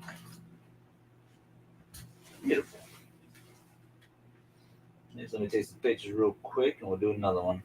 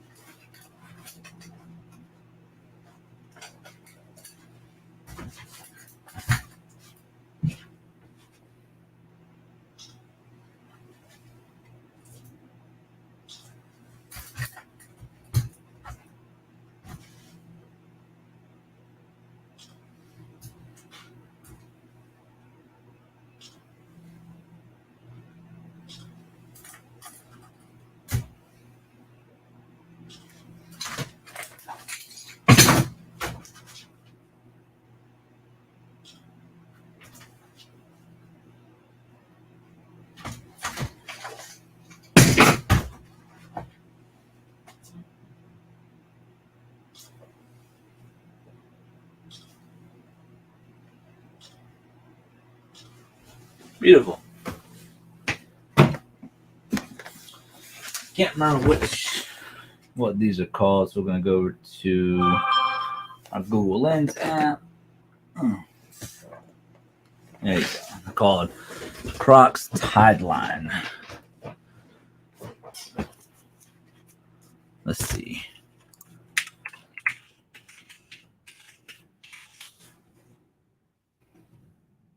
Okay. That's what they're called. 22 listed. 17 sold. Not too bad. The ones I have are kind of like khaki a little bit.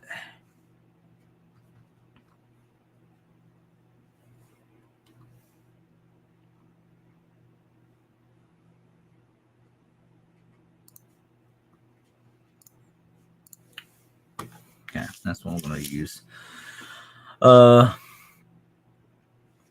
Had a patient. What'd you miss? Nothing much. Just showing people how I kind of list or whatever.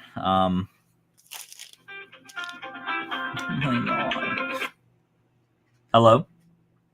I always get these teleprompter people that call me. Hello.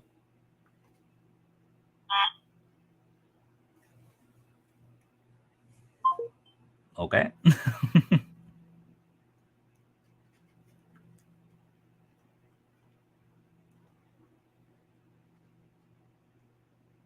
Okay. Nobody. What do you do if you have an item with sold comps but none listed? Do you try to get a bit more than the last sold comp to keep offers on, or do you just go exactly what it's last sold for? So with that, I always make sure that it's not a Vero. The way you can tell, I'll actually show you real quick. So you can always tell.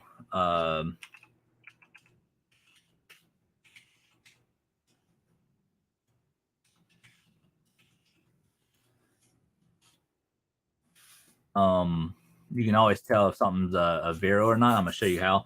So right here, so Organo Gold Black Coffee is a Vero now. It used to not be. I used to find these all the time and sell them for minimum $100. But if we go over to here, let's see. I don't know if they all took them off or not. Yeah, see, they're all using the let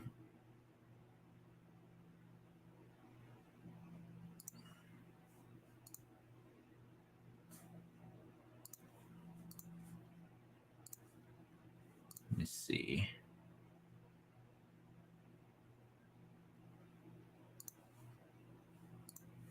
Yeah, see how nobody's using the regular thing. All right, so the way you could tell, so see right here where it says this listing was ended by the seller on Monday, August 28, 10:35, because the item is no longer available.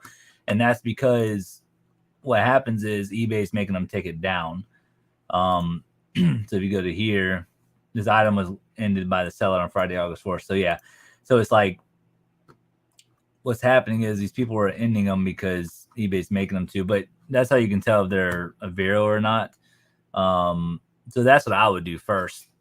But to answer your question even further, if it's something you actually can't list, I usually try to see like what the market is. So like if I think it's like, so for instance, like if it's like a, you know, really, really good brand like Don Joy or, you know, just something that I know that's going to sell just because it has a good following or something, I might put it there for like $10 more, put best offer, and then worst case scenario, sell it for what the last one sold for.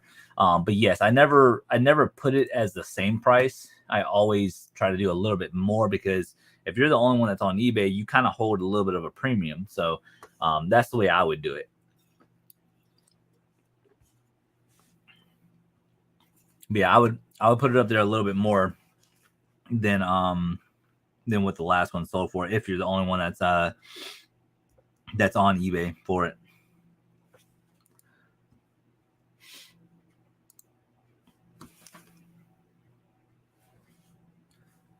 All right, let's see here. Let's go boom, boom, boom, boom, boom, boom, boom, boom, boom. Load all that up. All right, where do we find these at? Had been a yard sale, right?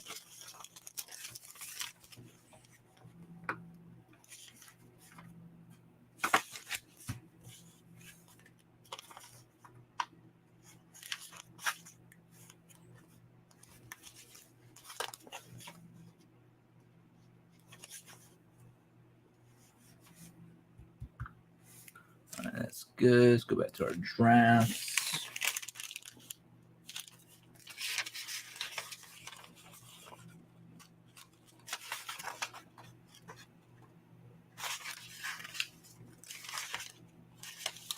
Crocs shoes. All right, paid $4 for them. So then we're just gonna put these up there for a little bit. All right, boom, boom, boom. That one seems to be sideways. We're just gonna fix that. And put these at a 2-pound rate. These are size 11. So actually, what we're gonna do, we're gonna do size 11. We're gonna do 10. Khaki / brown. I don't know, something like that. Size 11. Boom. I don't have any SKU for this because I have a rack for it, but we paid $4 for it. Size 11. Cool. As normal, wear from use. See pictures for condition. That's what I always like to say. We'll do $25 or best offer. Then we're going to do 2-pound rate. 9.2 should be basic, and then boom, boom, boom, 5%. Like I said, I always do 5%. Always add these. That way they can pick and choose what they want.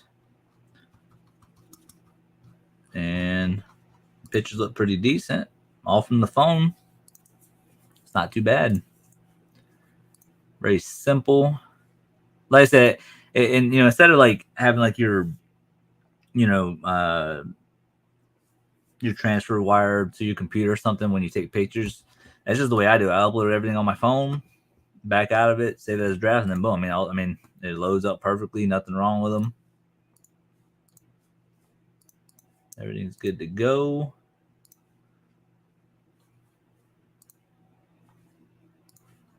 All right. I'll just put these off to the side and go into my other room. As I'm fixing to list 3 pairs of these Nikes. So these are actually size 14s. This is I wear size 14, even though I'm only like 5'9". But these do not do well at all. I'll actually show y'all. These do not do well. So I don't know if they're going to be a good pickup or a bad pickup. They just don't tend to sell. But due to them being a size 14, I didn't pay a lot of money for them.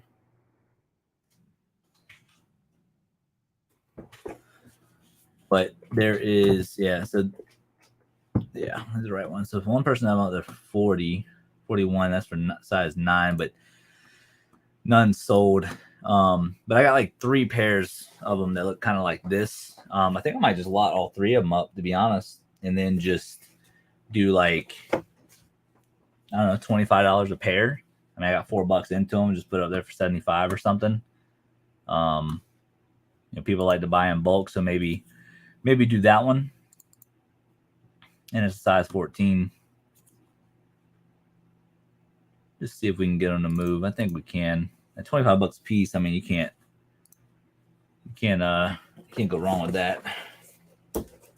Now we just gotta make them look pretty. But yeah, Dragon Master. That's what I would do, man. I would look at got a $4 price tag in here. Put that right there. Tie these shoes together.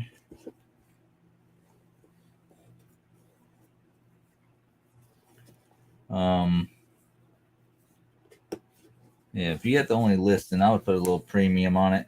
That's what I've been kind of doing with the train stuff. Some things I have a little premium on. So I'll put it there for a little bit more.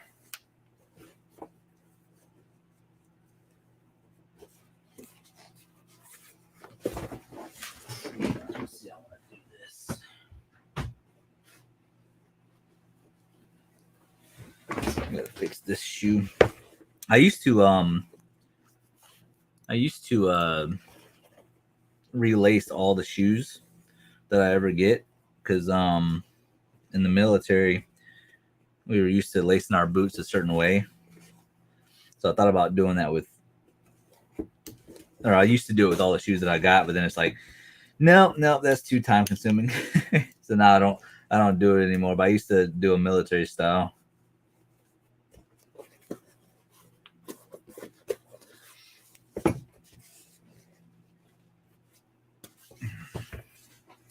Yeah, I went a bit above the last soles or left-handed reels too, so I think that's a bit more rare as well. Oh, and they were sold out on the manufacturer side as well. Yeah, that's a good thing. if the manufacturers don't make them no more, or retired, or discontinued, and you're the only one on there, yeah, you can bring a nice little premium. Just like if it's a left-handed reel, it should be just like left-handed golf clubs. Left-handed golf clubs hold a little bit more of a premium compared to right-handed ones.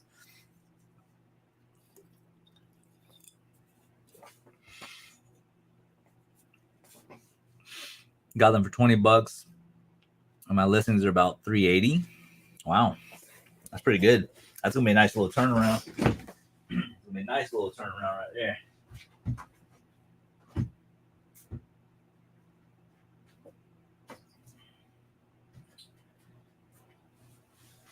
I don't know exactly how I'm gonna do this, but we'll figure it out.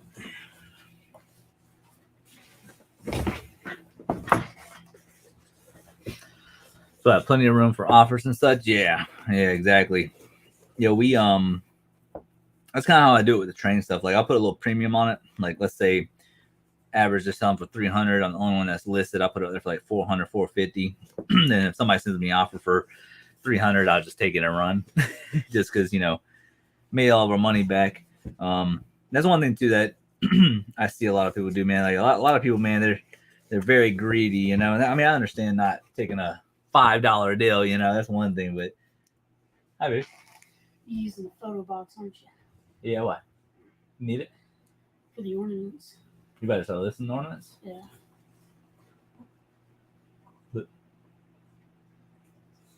What you got, Pepper? Because I don't know how to make a white background unless I have a sheet. Yes, I can see it. Look at it. Your room's messy. It's always messy. Well, it's a working room. Well, you get it, Pepper. Y'all see it? Hold on.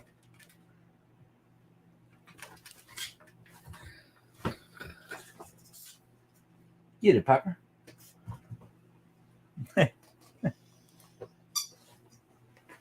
Yeah. Give me that toy. Give me that toy. Ready? Get it, Pepper.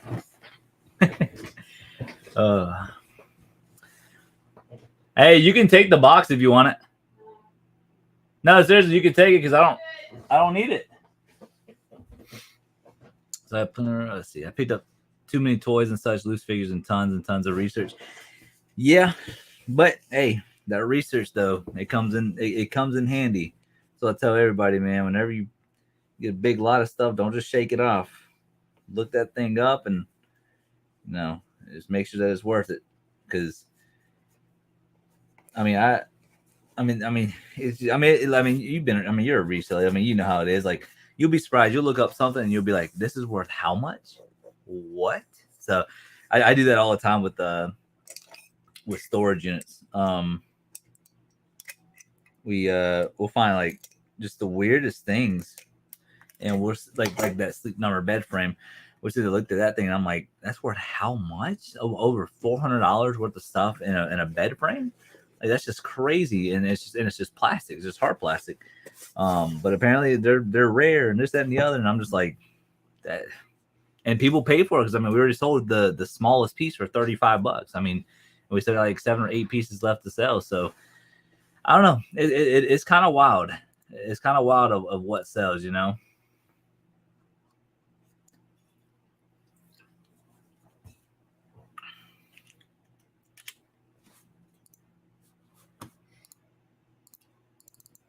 All right. I actually don't even need a photo box. Charlie, I'm done with the photo box. Do you need it? I'll bring it to you. Okay. Well, I'm moving. Oh.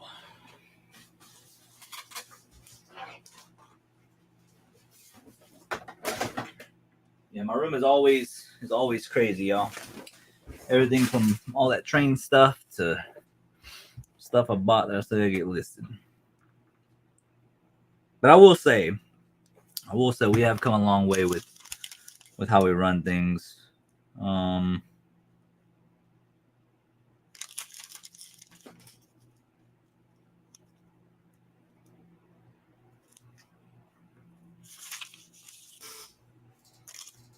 These are from this. No, these should be on here. The church sale. Here we go. This was the church sale, right? Aha, Nike shoes. Okay. Yeah, $4 a piece.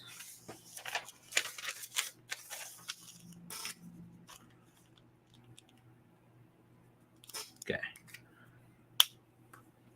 But yeah, sometimes if it's cheap enough, if you got like a whole like that's one thing I told myself, man, is like if I ever came across like a big tote of like Legos or something like that, but it's filled with minifigs, but they want like $50 with the whole tote, but I'm seeing like 100 of them in there. I'm like, dude, that's gonna be so time consuming.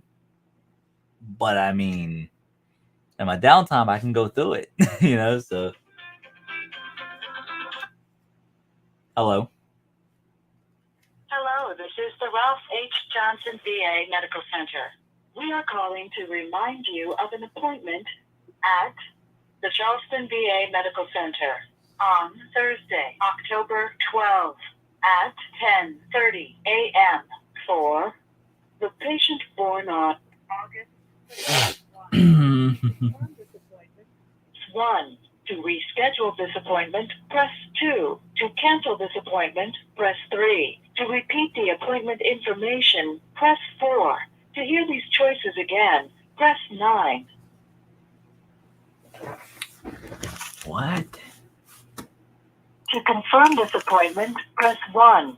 To reschedule this appointment, press 2. To cancel this appointment, press 3. To repeat the appointment information, press 4. To hear these choices again, press 9. See, this is one of the things I hate about the VA. They literally call me to say This it's is a VA Video Connect appointment. Please do not come to the VA for this appointment. On the date and time of your appointment, open. If you have a question about your appointment. All right, I know y'all just heard that, right? It literally said you have an appointment at the VA Charleston Medical Center. Y'all just heard that, right? Now, just fix this. One thing I hate about the VA, my appointment says VA Video Connect. Then all of a sudden they just changed it. So that's why I was confused. I was like, let me check because it's not supposed to be in person. It's supposed to be a VA call. That's actually crazy. Let's see what we got to do just to get medical treatment, man. They give you the runaround. That's actually crazy. Then they said, do not come to the medical center. Like, what?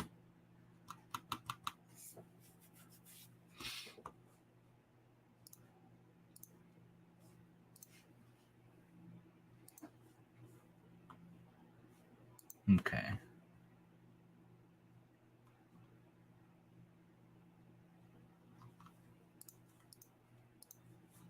All right.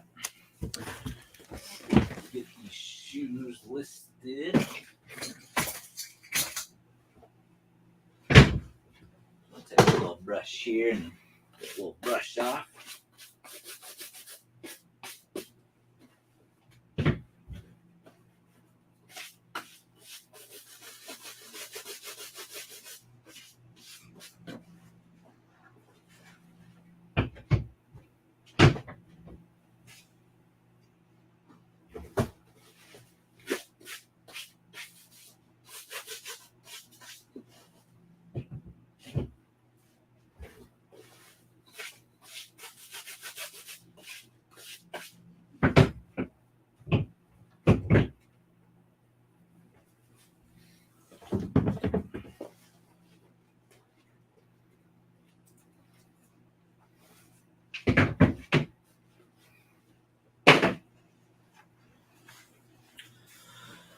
Side Hustle Sam, what's going on?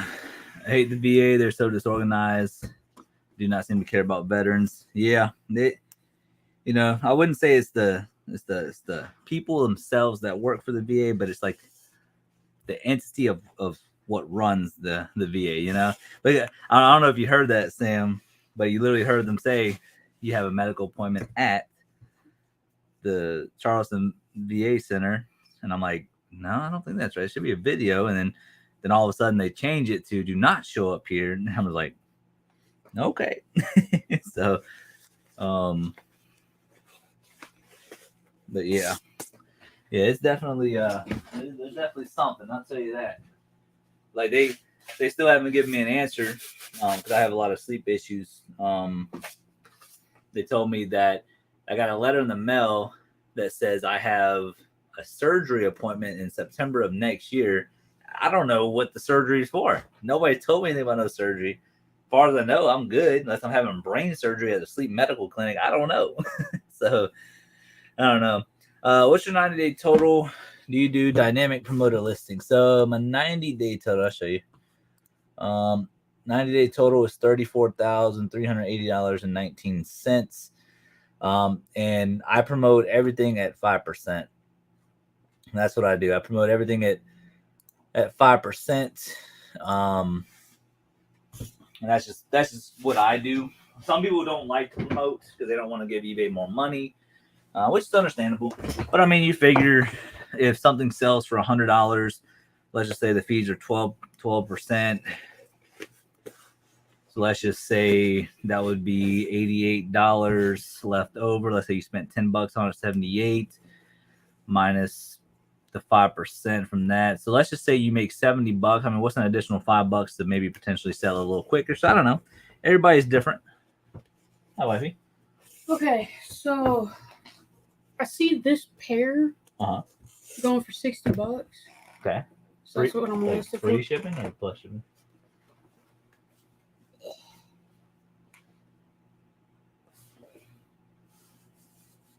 So 46 Yeah. plus shipping, That one, and then where's that? 60 free shipping. So, yeah. Okay.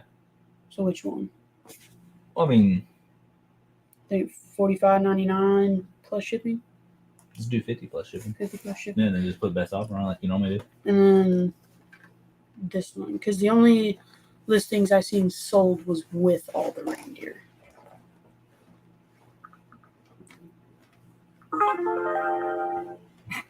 Good. Yeah. The barcode. Let's see. Well, that one. Oh, I didn't see that one. How much that stuff for? 19. That's best offer. Yeah, best offer. I mean, what I would do is put them individually. Just put $20 plus shipping. Okay, because we Actually- got 6 of them. Hold on, actually, let me see. And they're all the same. They're all the sleds. Yeah, let me just see what people have them up there for. One person has other 14. How many reindeers do we have? Just these 2. Just those 2. Just put those up there for like 10 plus shipping. Okay.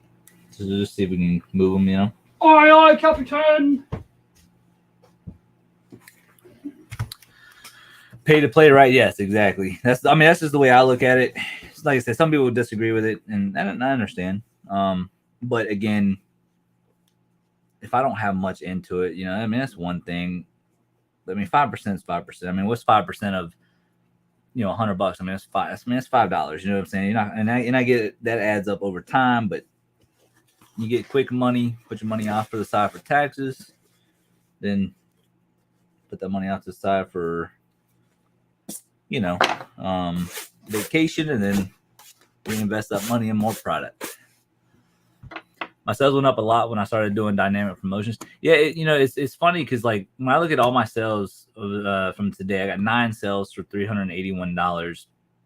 And let's see, out of the 9 sales, 1, 2, 3, 4, 5, 6, 7, 8 out of 9 of them are from promoted listings. The only one that wasn't was a camera, and that one was not from a promoted listing. So, you know, I guess in my mind, the way I look at it is, if it doesn't have the sold via promoted listings, technically I would only sold one item. I mean, that's kind of the way I look at it. Probably shouldn't look at it that way, but I am, because at some point in time, because if they have sold via promoted listings, at some point in time they must have looked it up, and then my listing popped up because it was promoted. So I don't know. Some people don't believe in it, but I mean, I like it. That's just me, though. You definitely got to pay to play. That's definitely for sure. And especially, you know, when you look at it too, everything from whenever COVID hit, everything from TikTok to social media nowadays, everybody's trying to resell. Or not everybody, but more people than none, compared to what it used to be. So I think that if you're going to have a longevity in this business, you have to overcome and adapt. You know, it's kind of like how the military taught us. You get put in a situation, you have to overcome and adapt to any situation. And I think promoted listings definitely helps. Dynamic listing rates are exorbitant, though. Like I'm like almost always over 10%, so I just do 3%. Yeah, exactly. I don't ever go off with the recommended. I always do 5%. I used to do only 2%, but then I was like, there's no huge difference between 2% and 5%. But then I was like, you know, if I'm gonna do something, I'm gonna keep it flat. So I was like, you know, I'm just gonna do 5% and then just leave it at that. But yeah, I never do like the recommended rate. It's 5%, right? Yeah, 5%.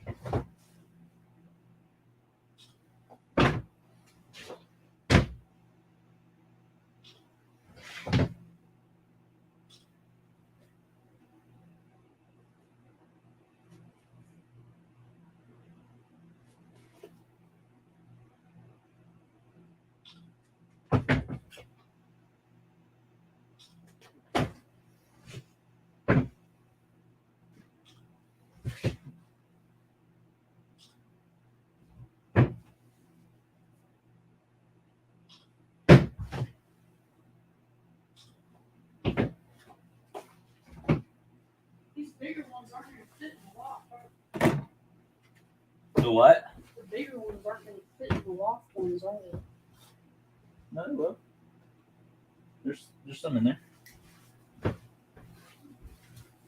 But yeah, 3%. Nothing wrong with 3%. Nothing wrong with 2%. I think the way they do it is they look at how many have sold, how many listings and stuff like that, and they just kind of shoot like a normal recommended to get it to sell. But I don't know. Like I say, it's always a different thing with eBay. I don't know how they choose their percentages though.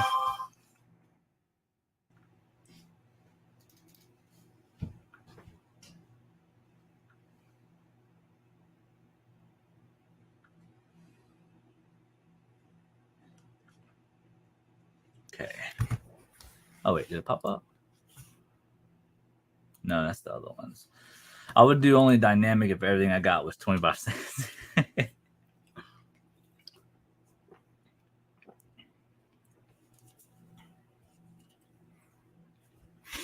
My sales went from $1,200 a month to over $6,000. I would rather sell that than having items sitting on a shelf. I make up for it by getting items for next to nothing. Yar says, yeah, I agree. That's why I like promoting listings and stuff like that. Like I said, some people don't want to give eBay more money, which is understandable. But I try to talk about this issue too. I see a lot of people that I get it. One thing I always get to is everybody wants to make as much money as possible, obviously, right? Because when you make more money, you can go live a little bit, better on retirement, vacation, whatever, right? The way my mind works is if you made $200 a day, you're doing better than 95% of the population. You know what I'm saying? Like you're at $200 a day. I mean, that's pretty darn good, But like if you made even, let's say, $2,000 a week, I mean, that's pretty darn good. I mean, you speaking after everything's said and done, you're probably right around maybe 1,500, hopefully somewhere around there. But I mean, that's pretty darn good. I mean, like my past 31 days it was a little bit more, but obviously it's gone down a little bit. But I'm at a little over 11,000, and you figure I don't spend nowhere near that amount of money on inventory. So, let's just say after fees and everything I make, let's say, well, according to this, my net sales are over 6,600. Yeah, I'll show you. Hold on, let me see. Yeah, so like that's what we've done for the past 31 days, September 10th till today. And you figure net is 6,600. So let's just say, even if minus inventory, let's just say $1,000. Let's just say that. I mean, that's $5,000 in a month. I mean, that's I think that's pretty decent. You know what I mean? So I don't know. It depends on how you look at it. I know I kind of cheated, but I've already listed 8 things. Nope, doesn't count. It counts. Nope. It counts. Quantity doesn't count. It does. Nope. Yes, It does not. Nope. Terrible. Well, guess what? Guess how many listings I've done?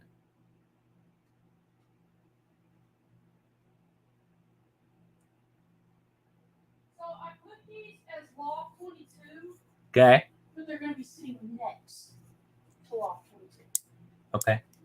You know how many listings I've done? Over 13,000. What did you say? I didn't say. Y'all heard that, right? I didn't say. Caught you in 4K. I know y'all heard that, right?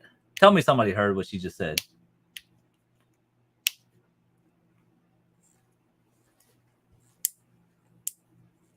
This is the issue. I get more thrifts than Yeah, I get more thrifts from anything. I set a cap at 10% on the dynamic promotions. Yeah, with cost of goods, fees, and shipping, I'm more afraid of always being in the red all the time. But I've talked to you about that in private before. I mean, money on shipping too, so I'm gonna make up for the 10% promotion. Yeah, it like I said, it just depends on what all you're doing. I mean, I would say, one thing that I didn't know this too, something that I learned about small businesses.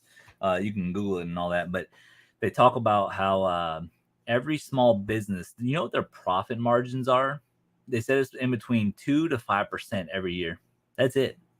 So if you, let's just say in theory, let's just say you made $50,000 last year, and let's say you go up by 2% this year, you made $51,000. Like 2% of 50,000 is 1,000. I think that's right. I think my math is right on that. I think, but yeah. So it's like you're at. So even so, I never understood that too, because I was like, man, I really wish I can go up by $10,000 more. But in reality, it's like the normal on average is 2 to 5%. So I don't know. Makes you think, you know. I wish I had a partner to help list. That would help out a lot. Yeah, she my wife lists from time to time. She whenever we put all these ornaments, we were like, holy crap, we need to figure out something to do with. So I tried to sell them to our friend Miss Kathy. There's 343 of them, and I was going to try to do $1.70 a piece, which would have been right at 600. But she said she didn't have the funds for that. So we were going to see if somebody wanted to buy them all out from us for, you know, try to get 600, but somebody wanted them all for 500. And we scanned like 3. Like the reindeer were going for like $25 a piece, and then this other one that we randomly scanned goes for like $15. So it's like somebody could make some really good money, but we just wanted to move it all. Just because we got other things to attend to, but I mean, it's the perfect time to list them. So we were going to do a whatnot auction tomorrow, but I don't know. We're going to see how much she gets done today. But I mean, at $600, I mean, you're going to make a freaking killing. Cause I mean, you figure the least amount of money that I sold an ornament for was $3. The most I've ever sold one for was like 150. It was a cardinal one. It's crazy. But you figure there's 343. Let's just say on average, if they sell for $5 a piece, I mean, that's over $1,700. And I was trying to sell them for $600. I think that's a pretty good price. But yeah, she didn't have the funds for it, which is understandable. I get it. But you are right though. It is nice to have somebody help you list from time to time, because it does help. Because you think about even if I could list, because like whenever we got that train unit, I think I listed like 300 items in a week. Like I was a maniac. I mean, you think about, we had, you know, a lot of money invested in it, $4,500 all in on it. So we gotta get all that stuff listed. We've obviously made our money back now. But just imagine if I could list, let's say 50 items a day, right? Like if there's not a whole lot going on, and then my wife was able to list 50. I mean, that's 100 items in a day. I mean, that's pretty significant for 2 people. I mean, it's pretty good. But I think we have a healthy balance. I mean, we're getting to a healthy balance. I kind of set myself away from like listing a lot at night, because I used to list nonstop, all day, all night, and really burn myself out. I'm getting a little bit better at it. Like, in a sense of like, I would stop at like around 5 or 6, eat my dinner, and then I would start playing a little bit of video games. But then like in between games, I might list like 1 item or so. So I'm getting better at it. But in this business, you always gotta work, If all my store items were like $1 to $5 cost of goods and sell for 40 plus, then I would just use dynamic. I'm not there yet myself. How many listings are you at now? I've started buying game consoles for parts and fixing them to relist as bundles. This has proven to be lucrative. It takes time to do this, but it's well worth it. Sometimes consoles work without having to do anything. Yeah. I used to do that too. Then I just kind of not do it, because I don't know. Sam, do you do storage units at all? Because whenever we do storage units and stuff, and I mean, if you could see how many items I actually truly have to list and go through, like we still have all those cards. I got a bunch of stuff down in my personal or my business storage unit. A lot more train stuff in my unit, home goods stuff. I think there's I know there's like $100 bill somewhere in there. Then all those Playboy magazines from last year. I don't know if y'all remember that, from the big 10 by 30 units where we found the ornaments. I have all the Playboy magazines I hadn't even gone through. We believe we pulled out all the ornaments, which is good. And then all those sci-fi books that we have to kind of mess with and see what exactly goes with what. But it's like it's so weird. Like we'll play catch up, and we're about to be like, all right, we're going to go down to our unit, right? Or start messing with the train stuff more, to get some of that stuff listed. We do that we're all caught up, but then all of a sudden we win like a storage unit, or we go out sourcing at a garage sale and we find like 40, 50 items. So it's like, man, it's like a nonstop, like, all right, we're working hard, we're playing catch up, and then boom, just kind of kicks back a little bit, and then boom, boom, boom, and then we just go back a little bit more. But then every now and then life would let us hit that little train stuff, list like 20 items, and all of a sudden, boom, back down again. So yeah, it's definitely interesting.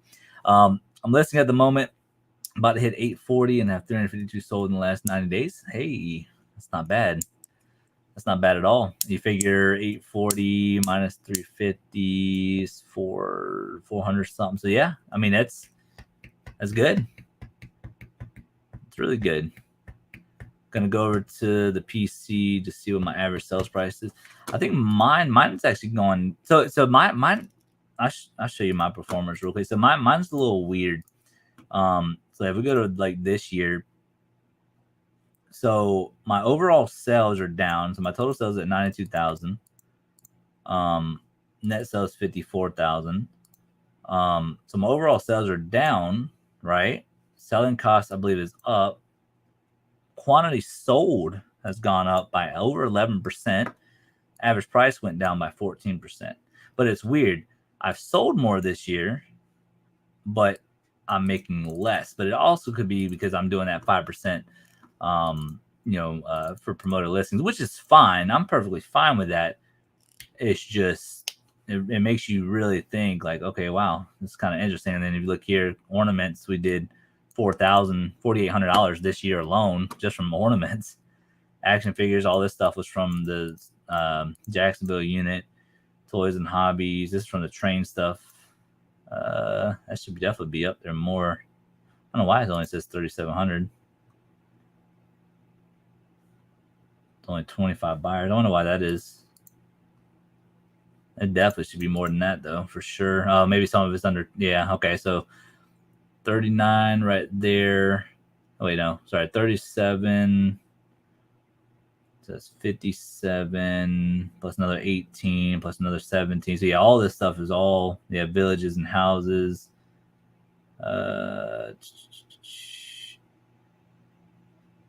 Railroads, trains. So yeah, the railroad stuff is just, the train stuff is crazy.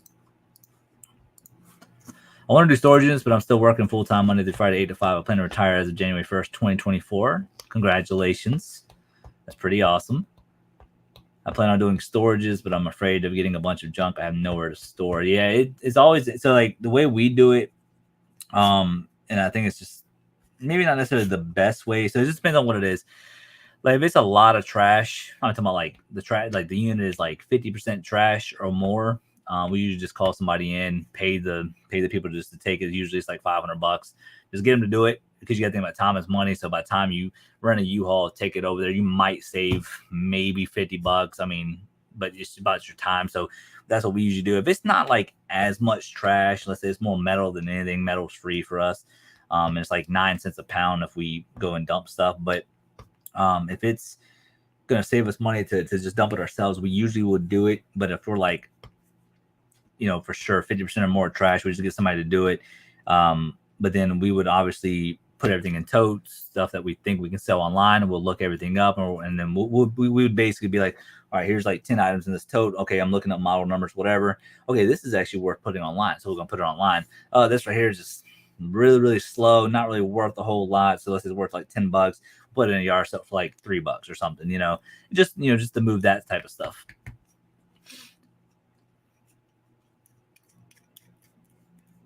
I plan on, see, can you go back through it real quick with the average sales price at again? I don't look your out. Oh, never mind. You found okay. Average sales. Yeah, mine was 34. I think that's what mine was. Let me see. No, 35. So my average price is $35.37. But you look at it, whenever I do storage units and stuff, I nickel and dime a lot of stuff, so that would bring that down, obviously. But I mean, I'm not complaining. I mean, it's you figure my total buyers is over 2,300. Did you know in the past? I didn't realize this. The past almost 4 years. So 4 years would be March of next year. I've sold over 11,000 items. It's pretty dope. It's pretty awesome. But But yeah, this year's a little weird. Like it's like I've sold more this year, making a little less, but at the same time, I feel like I haven't really bought as much either. You know, does that make sense? Like I feel like I haven't really sourced a whole lot this year. I mean, I have, but like I haven't. So yeah, it's definitely a little on the weirder side. Let's see, my best month this year so far was July. July we did $12,789. January was $9,200. February was $9,100. March was $94. April was a little low. I think April, May is always usually the lowest for me. Now that I think about it, $7,200 for April, $7,600 for May. June was $9,400. July was $12,700. August $11,500. Last month was $11,200. So far this month is, which is actually funny. This month so far is $4,426, and my sales are actually up by 25% compared to last month. So I don't know. It's kind of crazy.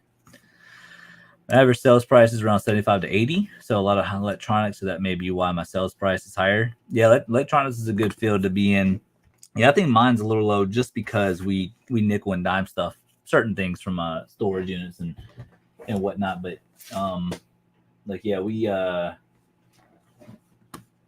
me bring up my little Google Drive thing real quick. $20,771 in sales since I started. 1313 taxes, 7923.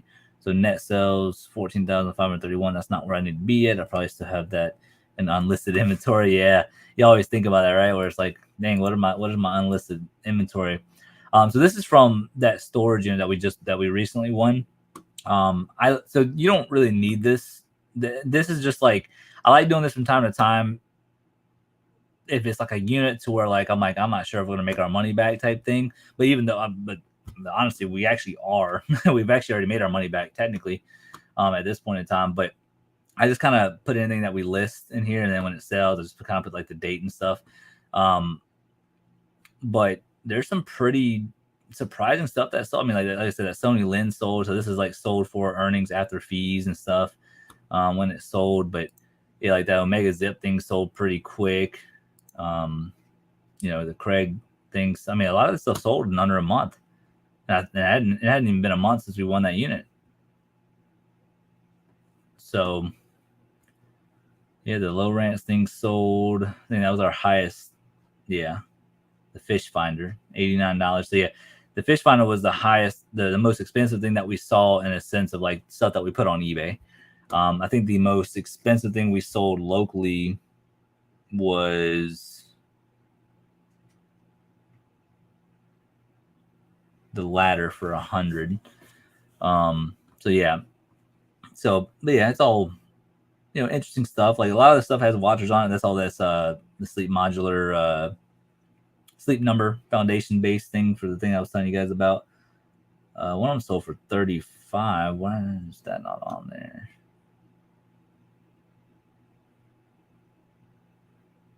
I never put it on there. So one of these actually sold for $35. I don't know. One of these things sold already. Yeah, that's the one that sold right there. We had two of these in a storage unit. Oreos in the playoffs, so that makes sense. So why that sold, and then we got one more which has a watcher on it. So yeah, kind of what I do, just kind of get like a general idea of, you know, what my return is going to be, but spend a little bit more money than what I thought, but we're still going to make some good money. I started in March, I think, so not terrible, but again, I quit my full-time job, so these numbers need to be doubled at least. Yeah, I would say the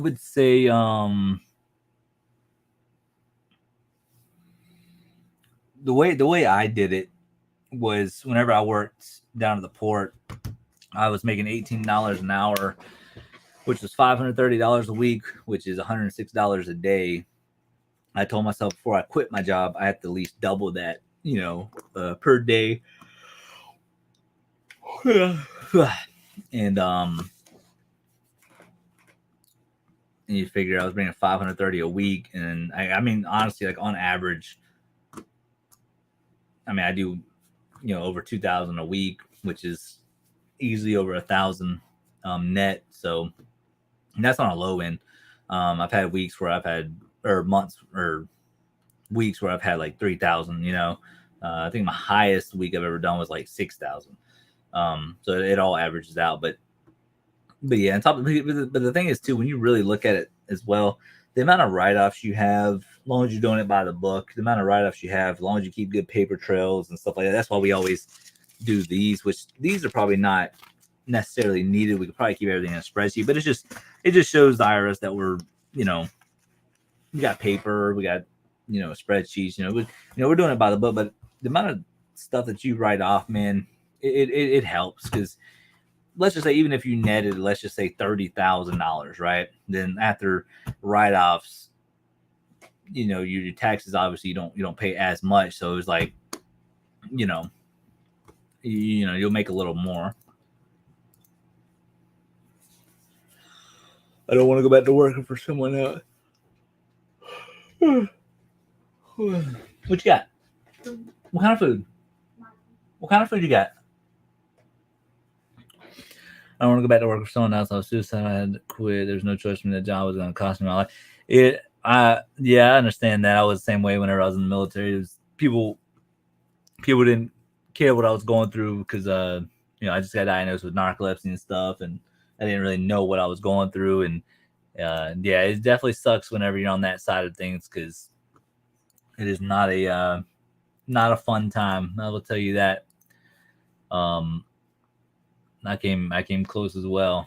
It's not a good thought process. I would definitely say I've gotten better about it, even though I wouldn't say that I am right now. I have had the thoughts of it, and I told my therapist that, and they told me it's actually kind of normal to have those thoughts, long as I don't want to act on it. That's one thing.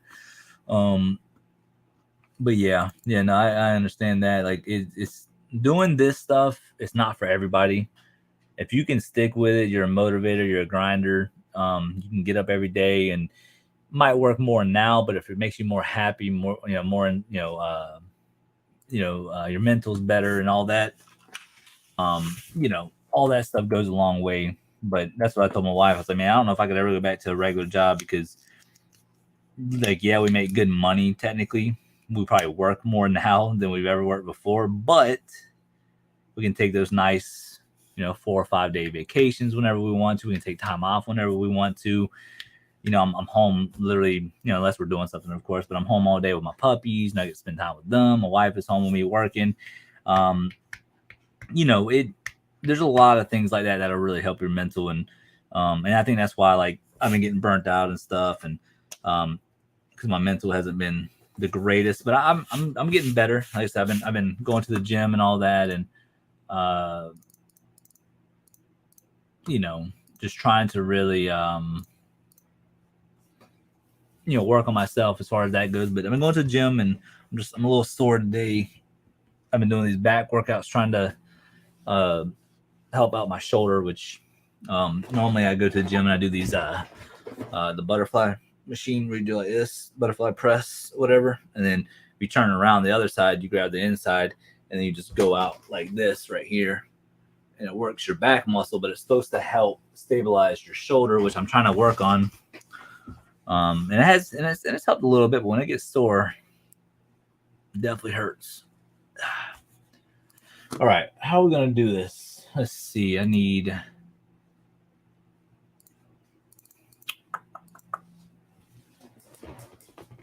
Oh, don't you fall. Okay.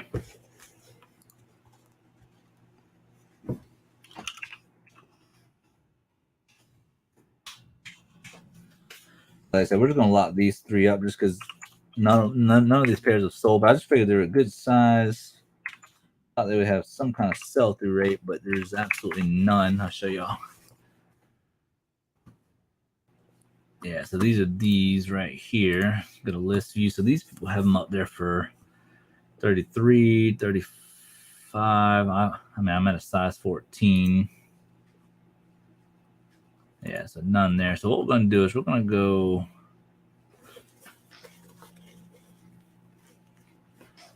All these should be SBs. Yeah, okay.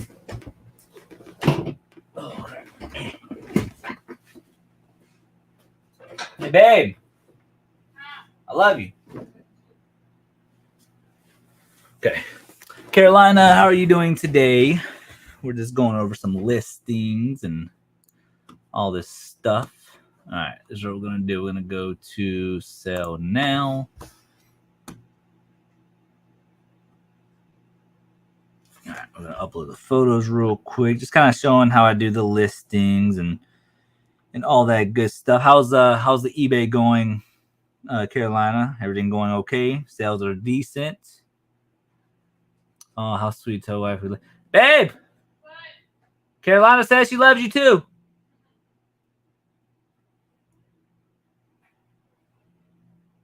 What was I doing? Oh, yeah. All right, so that would do these 3 pairs of Nikes. So we're just going to check those off to say that I listed them. So we're going to have $12 in total. All right, let's upload these photos. Boom, boom, boom, boom, boom, boom, boom, boom, boom. 15 in total. Okay. Let these load in. So basically, I'm just showing like how I look everything up on the computer, go to sell, back out of it as a draft. I bring up the draft on my phone. I upload the photos. And then whenever the photos upload, I back out of it again, and then I go back to my drafts on my eBay page. But yeah, the past few days sales have been a little slow. I've only done $30 today. Oh,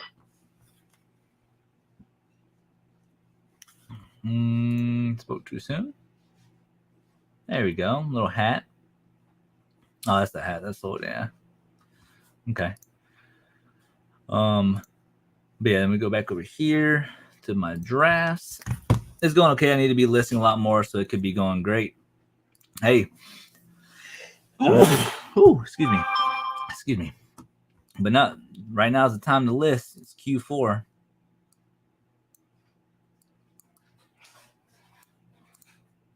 All right. Spoke too soon, right? It's crazy how that works, huh? All right. Boom, boom, boom, boom, boom, boom, boom, boom, boom. Well, it's kind of a crappy picture, but that's okay. People will understand. Boom, boom, boom, boom. Yeah, not the most professional photos, but I mean, I'm going to go size 14. All right, let me look at the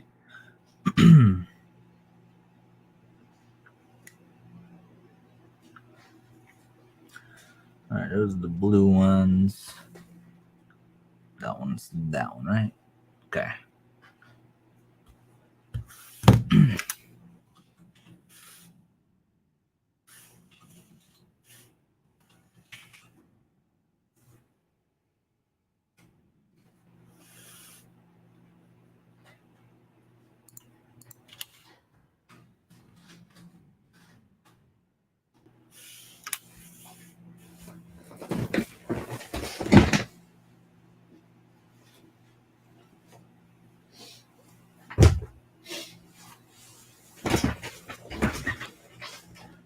What I have to do.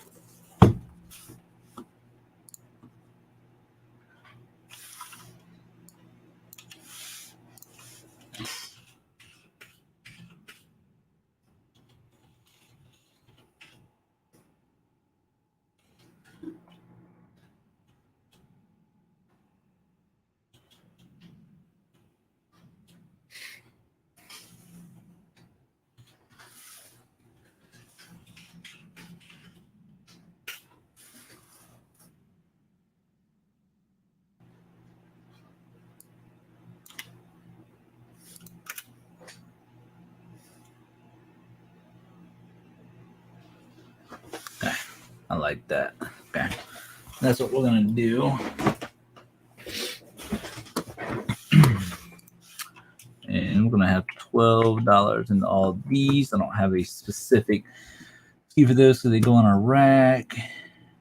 Go to pre-own.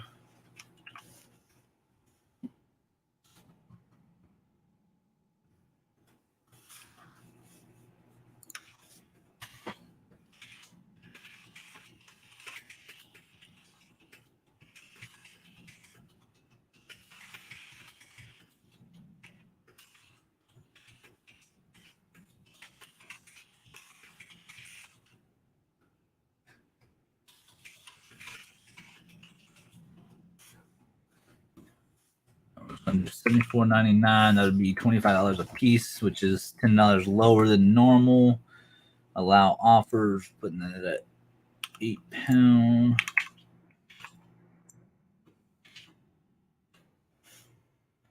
Priority, EPS, ground advantage. All right, boom.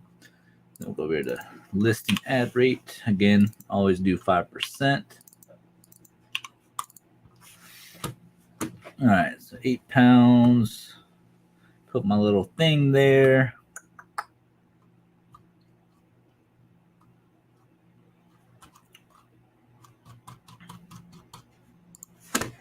Okay, all of those are done. Pretty easy. We'll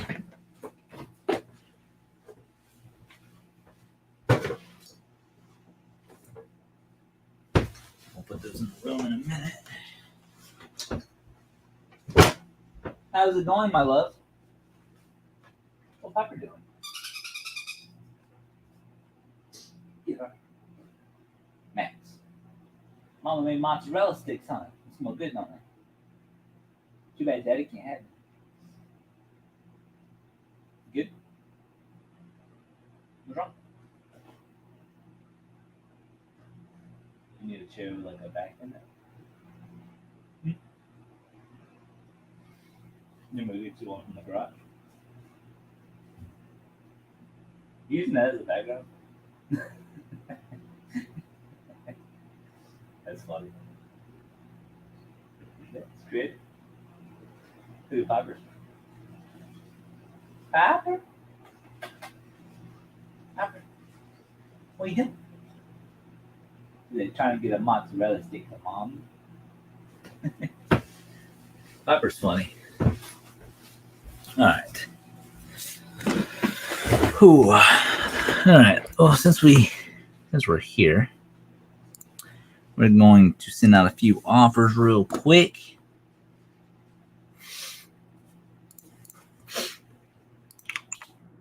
See if we can move some stuff.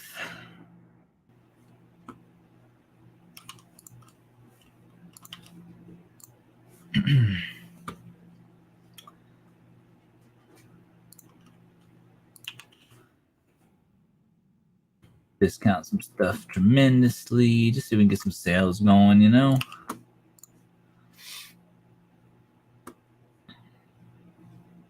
I've had these things forever. 14. Again, I've already made my money on all this stuff, so it's a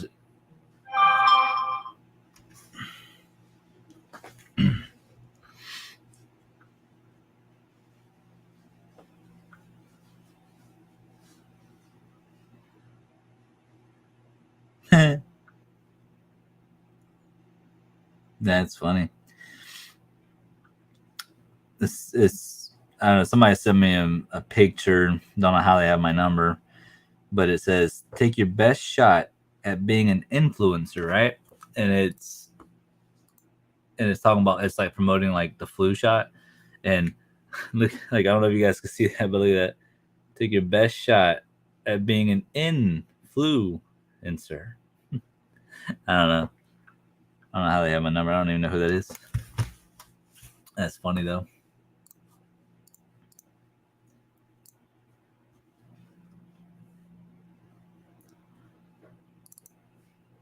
eBay supplies. There's my spreadsheet.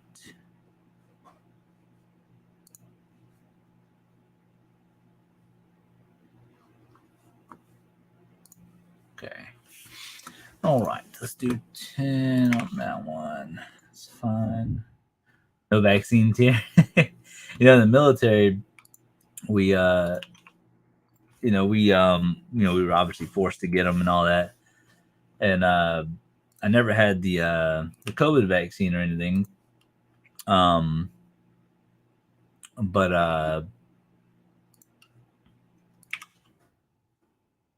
I haven't had a flu shot in a few years since I've been out of the military, which was 4 years ago. I haven't had a single one. And I don't know. I've talked to so many like doctors and stuff, and some doctors are like, yeah, if you don't want to get sick, do not go to the doctor. If you go to the doctor, you're gonna get you're gonna get sick. So I don't know. Hey, life is just weird. Yeah, Caroline. I don't plan on getting any vaccines anytime soon. The only time, like I said, the only time I ever get pricked by a needle is whenever they take my blood every single year, and my drug tests. Which I mean, I know it's not needles, but through the VA. Other than that,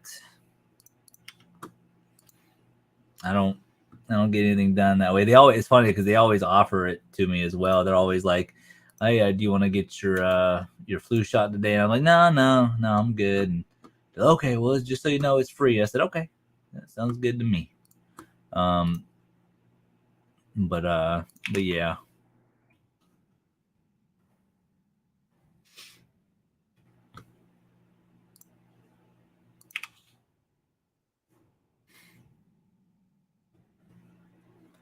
I don't know if y'all heard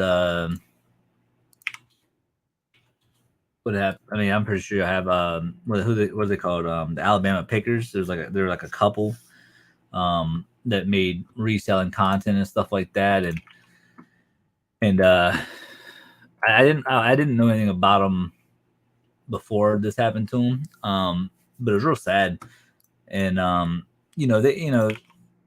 whenever you look at and this is like my take on it. Like if you want to get a vaccine, get a vaccine. I'm not gonna do what you want me to do. I'm gonna do whatever I want to do. And that's the way it should be. Just like with anything in life. If you're gonna do drugs, you go do drugs. I'm not about that life. If you want to go do this, that, and the other, that's your life.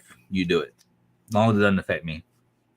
But I will say that people who are crazy overweight or they have asthma or certain complications like that, I think you should potentially get it if you think that is feasible for you. At the end of the day, it's our decision. But I will say that if you have those issues, I would recommend maybe at least talking to your doctor about it, because with these two people, which I'm sure has happened to numerous people over the few years of people having COVID, I think they're called the Alabama Pickers, and they were a reselling couple, whatever, and they both died from complications of COVID or something like that. I want to say they got like pneumonia or something. I don't remember exactly, but they both passed away. A husband and wife. They were both overweight. I don't know if they smoked or not, but again, and then it makes you think, if you have those issues, definitely. And I think they were talking about how like they were not getting the shot and all this other stuff, and they ended up passing away. And it's very, very sad to see. But yeah, it's it's something. It's funny because I'm overweight technically, but I'm actually like decently in shape. I mean, I got a little chubby, but I mean, I can run, I can lift, and my blood work is freaking phenomenal. So, so yeah. So I don't know. I think it's all personal preference. Exactly. Don't force it on us. I agree wholeheartedly. It should just be for the people who want to get it.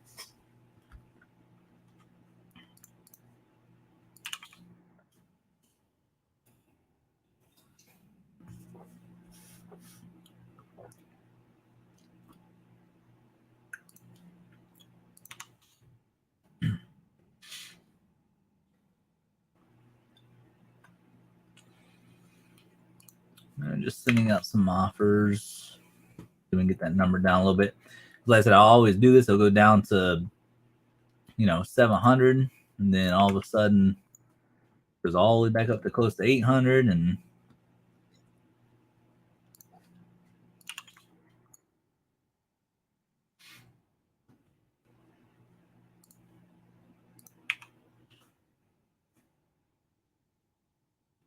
yeah, I agree with you though, Caroline. I think it's everybody's personal preference. You do what you want. I know right after I got out, they actually started forcing people and members of service to actually get the vaccine, and that was like right after I got out, and apparently a bunch of people got honorably discharged because they would not take the vaccine. And all that. So, I mean, it honestly makes you think. Definitely makes you think. And then they said something about this winter time is supposed to get worse or something. I don't know. But the thing about our body, I don't know if you've ever seen the the story of this dude. He was homeless, and it's kind of interesting to think about, because the human body is designed to protect you at all costs, right? Like if you get a fever, what do? You get cold, right? Because it's trying to cool you down, and then a bunch of other stuff, right? If you get poisoned, you try to throw up, whatever.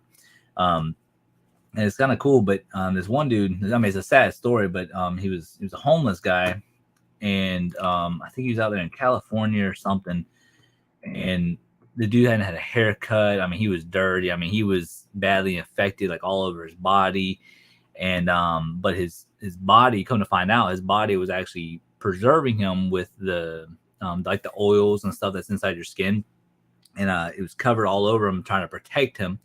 Well, somebody pulled him off the street to basically get him a haircut, trying to be a good person. Well, after he got a haircut, he showered, all this stuff, he died 24 hours later. And they said due to his body trying to protect him, and then all of a sudden got rid of all those oils and all this other stuff. That's what killed him, was to be clean. So it's interesting how the human body works, though. Like, it's definitely something to think about, that's for sure. But your body is designed to protect you. At what point do you recommend scaling up in store subscriptions? I have a basic store and currently have 1950 listed. I think that's what I have. Let me see. I think mine's just a basic store.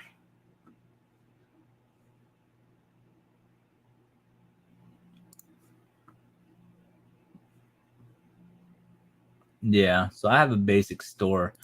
So I mean, if you compare them, if you get a premium, so it's $60 a month with a 1-year plan, or $75 without. So I would just do the 60. So this right here, you're getting 10,000 a month, which technically, that's actually what I'm getting right now. I'm getting 10,000 because I request to up my thing right here. So I have a 10,000 limit or a $250,000 limit, but I've upped my quantity so much, or I sell so much, so they up my quantity. So that's irrelevant. Unless you're doing a lot of auctions, that doesn't really matter. But this right here is where it matters. So 25 cents for any fixed price insertion, but you get 1,000 a month plus an additional auction. So those go down, but your percentages are still the same. On top of that, you get everything here than you would a premium. The only thing you get with a premium, you're paying more, and then your fixed price right here goes down by 15 cents, and this right here down by 10 cents. So in all honesty, in my opinion, basic one is the best one out of the two, because you can always up your quantity if you request it. Even then, unless you're listing, let's say are you even listing 1,000 a month? That's where you really have to ask. Let's just say you didn't up your quantity, you didn't know anything about that, but you're just looking at this right here. Unless you're running over 250 auctions a month, if you're listing over 1,000 a month, and your final value fee is still the same, there's no difference with the final value. So honestly, if anything, I would skip premium and look at your anchor. That's what I would do, because you can always up your quantity with basic. I would say if you ever get to this point to where you're listing more than 10,000 a month, or hitting one of these milestones over this, that's where I would be like, yeah, I would choose anchor over the premium, because your yearly subscription is $300, just right there, and that'll pay for itself. But in this one, you only get you get dedicated customer support. So that means I'm assuming whenever you contact eBay, they will contact you, or you can actually talk to them. That's what dedicated customer support means. It means that they need, actual support. But there's really no difference between basic and premium other than those little insertion fees, which, let's just say in theory, let's just say you sold 3,000 items a year, and let's say your basic would be 25 cents. So that means you're paying $750 a year for that insertion price, right? So then let's times that by 10 cents. So $750 compared to $300. So you're technically saving $450 if you're selling up to 3,000 items. But even then, you're paying more, right? So that obviously potentially could be irrelevant, but your fees and everything are still the same. So yeah, that's what I would do, Sam. I would wait. I wouldn't even worry about premium because you can up your quantity on this. Then maybe if you ever get to that point of anchor to where you're listing up to 25,000 items a month, I mean, dude, that's crazy. If you can list 25,000 a month, if you have like a team or something, that's wild. That means your business has grown significantly. But most of us, small resellers would never reach that ever. Maybe not even 10,000.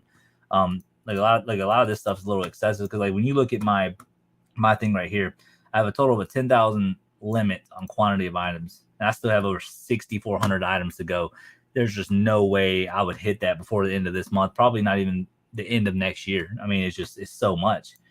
Obviously a $250,000 limit probably is more realistic to hit first compared to the 10,000 because we find collectibles all the time. Oops, I didn't even do that. So yeah, I wouldn't even worry about it if I'm being honest. I wouldn't even. Yeah, because all you got to do, if you want to know how to up your quantity, if you go to your overview and you go to this, you can go to request to list more, and when you click it, it'll sign you in, whatever, and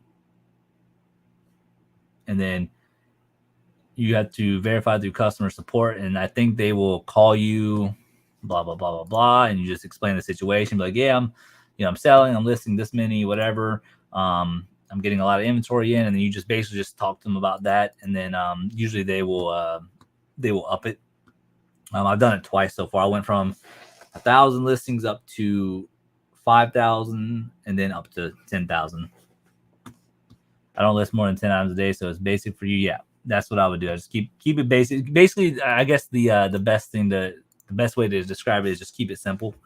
Unless you're running like a full-time business to where you have like, 4, 5, 6, 7, 8, 10 people, whatever, more working with you on listings and stuff like that, you never need to even go to premium, in my opinion, unless you're actually doing those numbers. So like I said, majority of us small resellers will never reach that.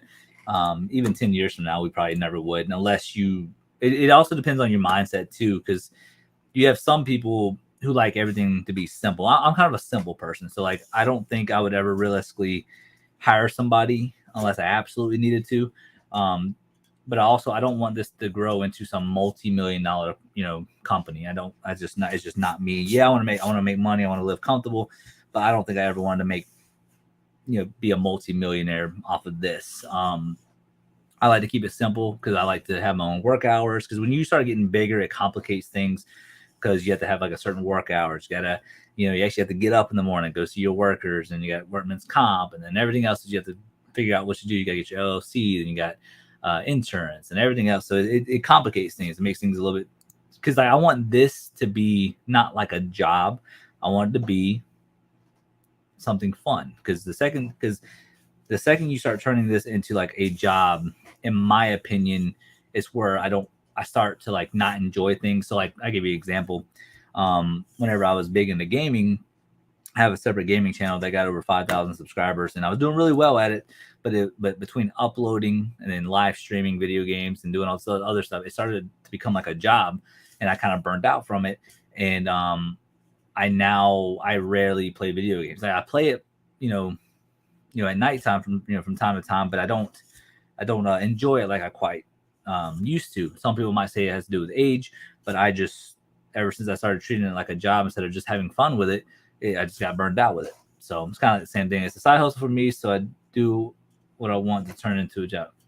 Or I don't want to turn into a job. Yeah, exactly. So, and that's the way I look at it. If you're comfortable, most people like to be comfortable that way. They can just go do whatever they want whenever they want. That's the dream, right? To do whatever you want. When I retire, I'll do more, but never want to depend on the income. Yeah, exactly. Exactly. Yep, I agree. All right, where am I at? Okay. Got another pair of shoes. Okay. We gotta fix these up real quick. I don't know why they tie these things like this. Let me see, where are we at in listings? My wife's in there listing a little bit. So, oh yeah, look at that. She got some ornaments up. Let's see. 1, 2, 3, 4, 5, 6, 7. Very nice. Spare blue tote. Spare blue tote. Okay. Loft 22, loft 7. Very nice. But yeah, I do have, big goals in mind. I've always, me and my wife have these conversations where like part of me wants to start like a little, like an auction house. And I think the YouTube clientele might come in. I don't know.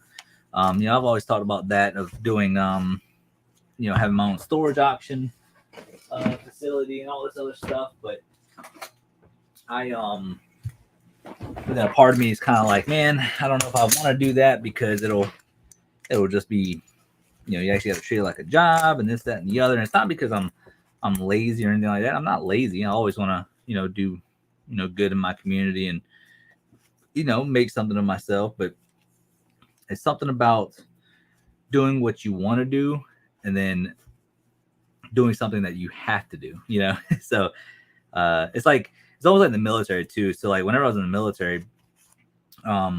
military made me hate working out.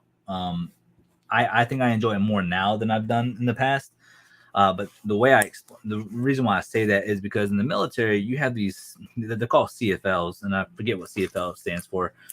But they're basically like your leaders for your PT sessions. And I hated it whenever they made you do like joint workouts, which is like lunges, squats, that type of stuff. And they would do the joint workouts after after every exercise. So we would go into lunges, going straight into squats, going straight into just stuff that had to do with our joints, and it'd be so annoying because it's like, dude, my knees hurt. Like, like, can we switch it up to push-ups or something? But no, they just kept working. That's why I have right knee pain now. So they're just dumb. But whenever we went through boot camp, it made me stop enjoying working out because they made us do these because I'm a bigger guy, so I got big shoulders. And they made us do small circles for like 30 minutes straight, and it was the most easiest thing you would think, but doing it for 30 minutes, it would just not it just made me truly hate working out. But again, I enjoy it now because I'm able to do it what I want to do, when I want to do it, however long I want to do it for. But that's the reason why I dreaded working out in the military, because they didn't understand the concept of like we're still human. We're not superheroes. You know what I mean? Like we still hurt.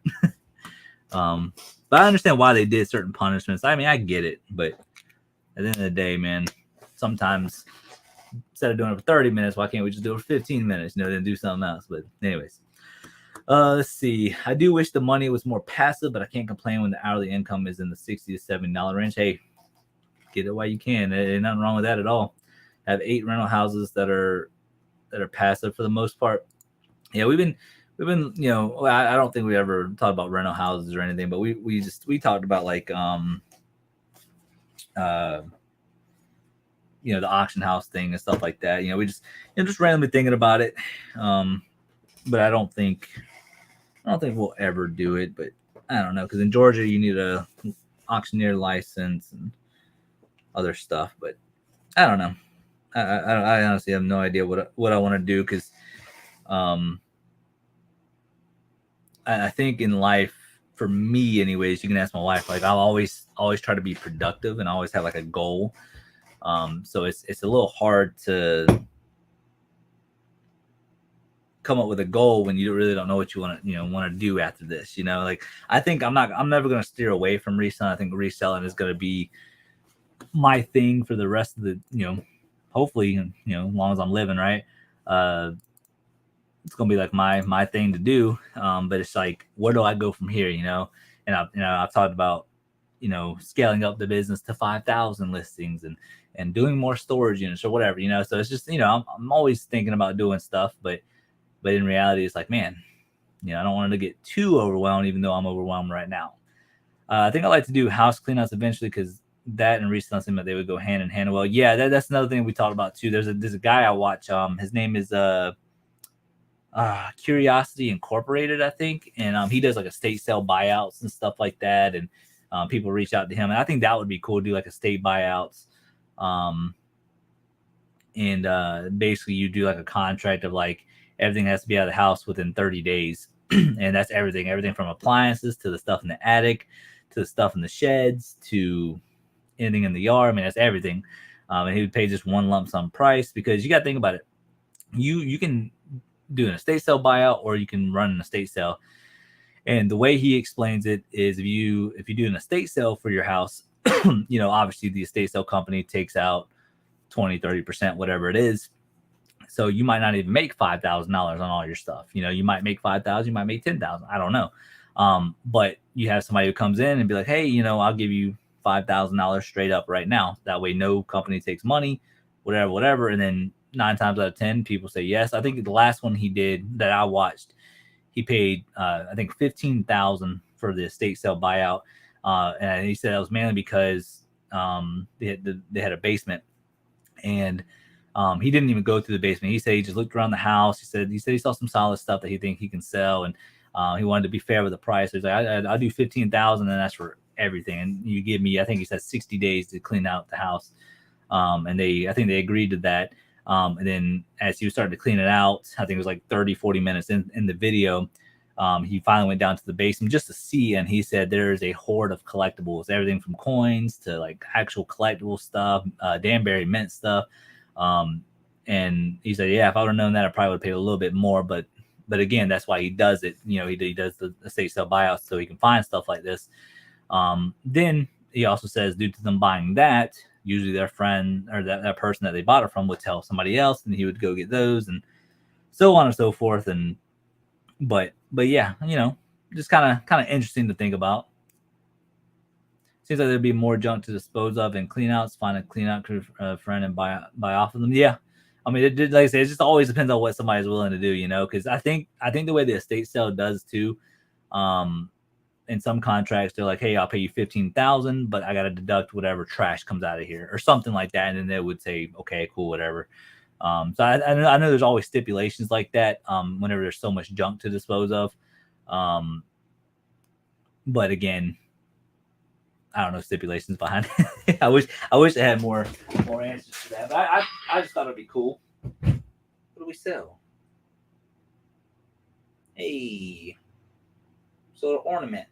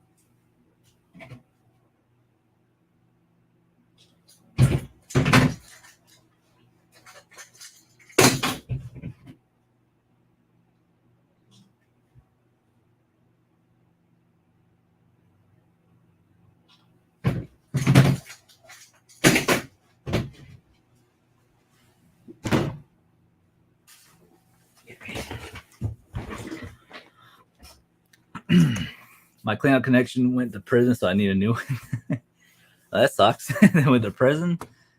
Yeah, that's not good. I've been nitpicking a little bit. So I got 2 guys that are local to me.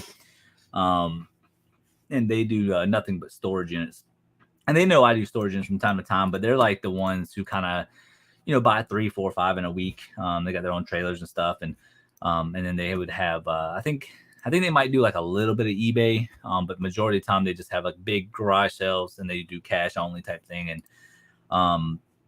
pretty cool people. But I'm trying to nitpick at them a little bit to be like, look, if y'all find big collections of stuff, if y'all find like shoes, electronics, that type of stuff. If anything, before you have your yard sale, just put them off to the side. Like I pay cash too, So I've been trying to get them to do that. Or if y'all find video games, like literally, like like call me. I give them my cards and everything. I'm trying to nitpick a little bit at them because if I can find like a sourcing opportunity like that between 1 or 2 people that are local, that way they don't have to necessarily bust their butt to do the garage sales. Get a little extra cash in their hand, they can buy another unit, and then so on. And that's kind of like the rinse and repeat motion that I like to do. So but I'm working with them. I'm trying to get them to do a little stuff like that, or even set up the stuff the night before, but then like let me come and look at it before the yard sale. You know what I'm saying? So but I'm working with them. I'm trying to nitpick at them a little bit. Every time I go and see them at the yard sale, I always try to be like, hey, find stuff, man, just call me. I'm here. Caroline, I gotta go, and blessings to y'all. Yes, Caroline, have a great day. Much love. Appreciate you stopping by. Pretty sure we'll see you again. I know we will. I would imagine I would do it like initial cost plus hourly rate, and then donate all the furniture for the tax write-offs and sell the good stuff, scrap the metal, that type of thing. Yeah, there's ways to do it. I think that because just like because to me an estate sale clean out is just like it's just like storage units. If you pay $15,000, that $15,000 is your write-off because that's your expenses. So you basically write off the $15,000 right off the get-go. And then you write off your dump fees and all this other stuff.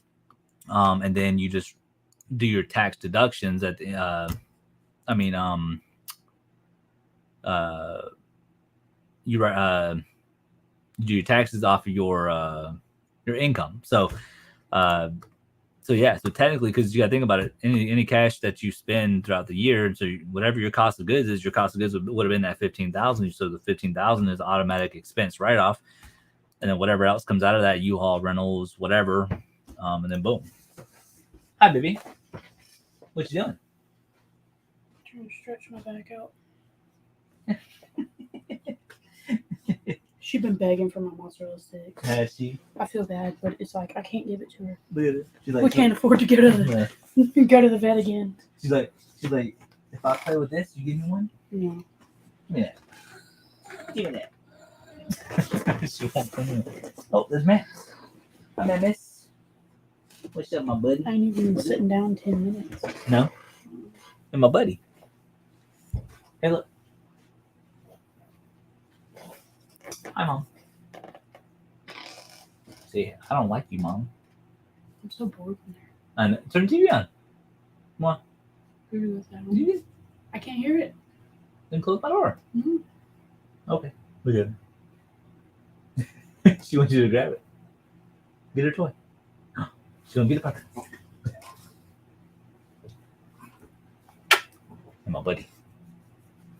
Get it, Pepper. Get it. Oh. Max is so mean. Oh. I don't know if y'all see this or not. This thing's funny.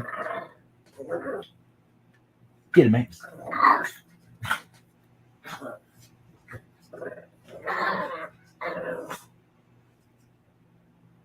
Get it, Max. Get it.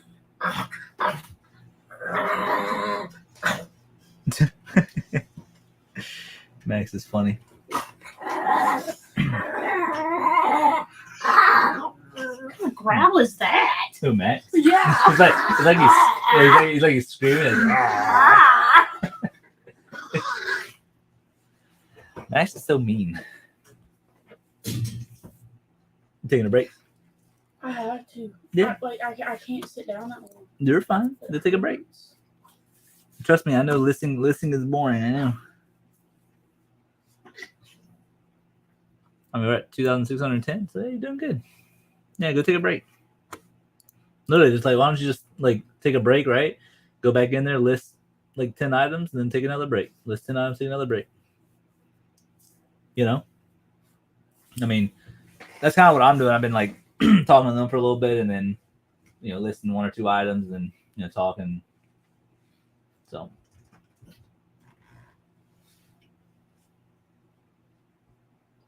what?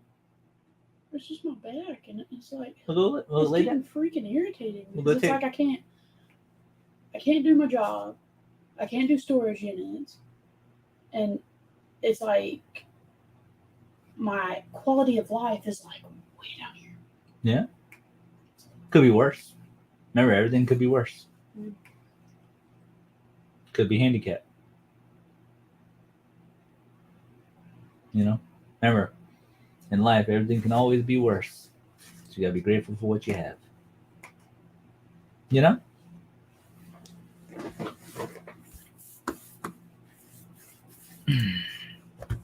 Alrighty. Let's see here. Let's go back over to this. New Balance. Oh, this one's rubbed off. This one. Alrighty.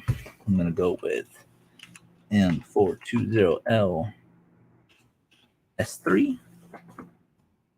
Nice. Okay. 7 listed, 1 sold. These are size 12s. So no size 12. So we got a good size here. I think we're going to put them out there for $29.99. This is D. Okay, so let's go sell one like that. Okay, perfect. All right. Natalie, how are you doing today? I'm doing well. I'm just doing some listings. My wife was in there doing some listings for some ornaments. I think she listed like 12 of them so far, which is good. Other than that, not a whole lot. New Balance shoes are going to be done. Yeah, we're just doing some listings today. I'm a little sore from the gym yesterday. Yep, just a little bit. Been dieting. I'm down. I'm down to 8 pounds. So yeah, we're working. We're working on it. It's a struggle, but we're working on it. All right, all of those are loaded in. But yeah, Natalie, we're doing pretty well. We've been streaming for a little bit. How long have we been live for? 3 hours. Holy crap. We've really been live that long? All right. We're going to go with size 12D. Comfort. What?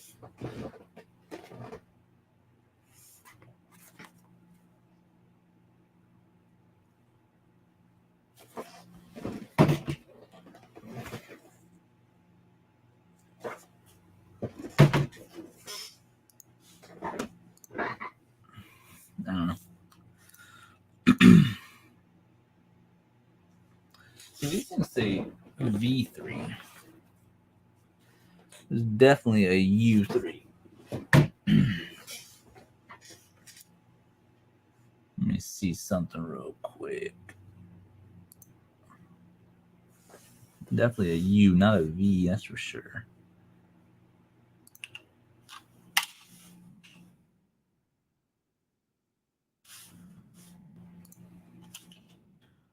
It's $4 for those. Oh, yep.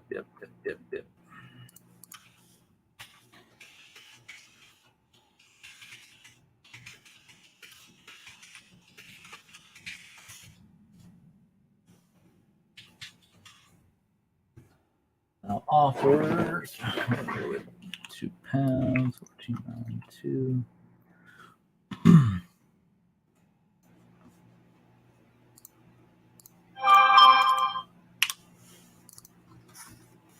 5%.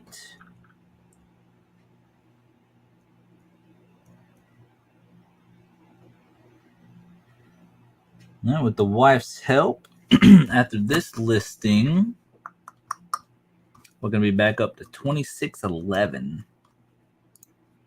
It's pretty darn good. We were up there to like 2670 or something. Then the past like week, we went all the way down to 2575 or something. But now we're back up though, so that's good. I'm running downstairs to get me another tote because I think this one is empty. It is. Yeah, so go get a tote. I'm gonna put these shoes up real quick. Real quick, like. I'll be right back.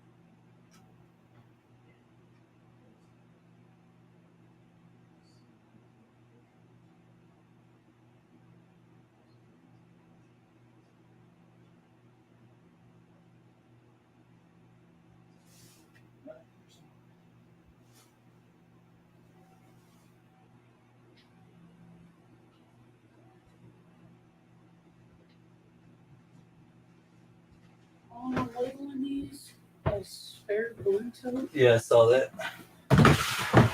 What does that mean? Was They'll be in this blue tote, and whenever I get done with the tote, it'll go in the spare bedroom. Okay. Got it. All right. All right, you guys. I think I'm going to end it there. Been live for over 3 hours. So, yeah, I'm going to get some more listings done. It was great talking to you guys. I'm gonna do a couple of edits here in just a few. But yeah, I got some videos built up for you guys, though, I promise. We're just taking our time with them a little bit. But yeah, doing good. Wife is doing good on the listings. Like I said, we're back up to 2611. But yeah, not too shabby. But yeah, much love, you guys. I appreciate you guys all just hanging around with me today and getting some listings done and just talking about little things here and there, all that good stuff. So yeah, much love, you guys. We'll see you all very, very soon with another video and hopefully another live. I actually do enjoy doing these live streams from time to time. So yeah, we'll catch you guys later. Everybody, good luck. Get all that stuff listed for Q4 and keep on grinding. See y'all very, very soon.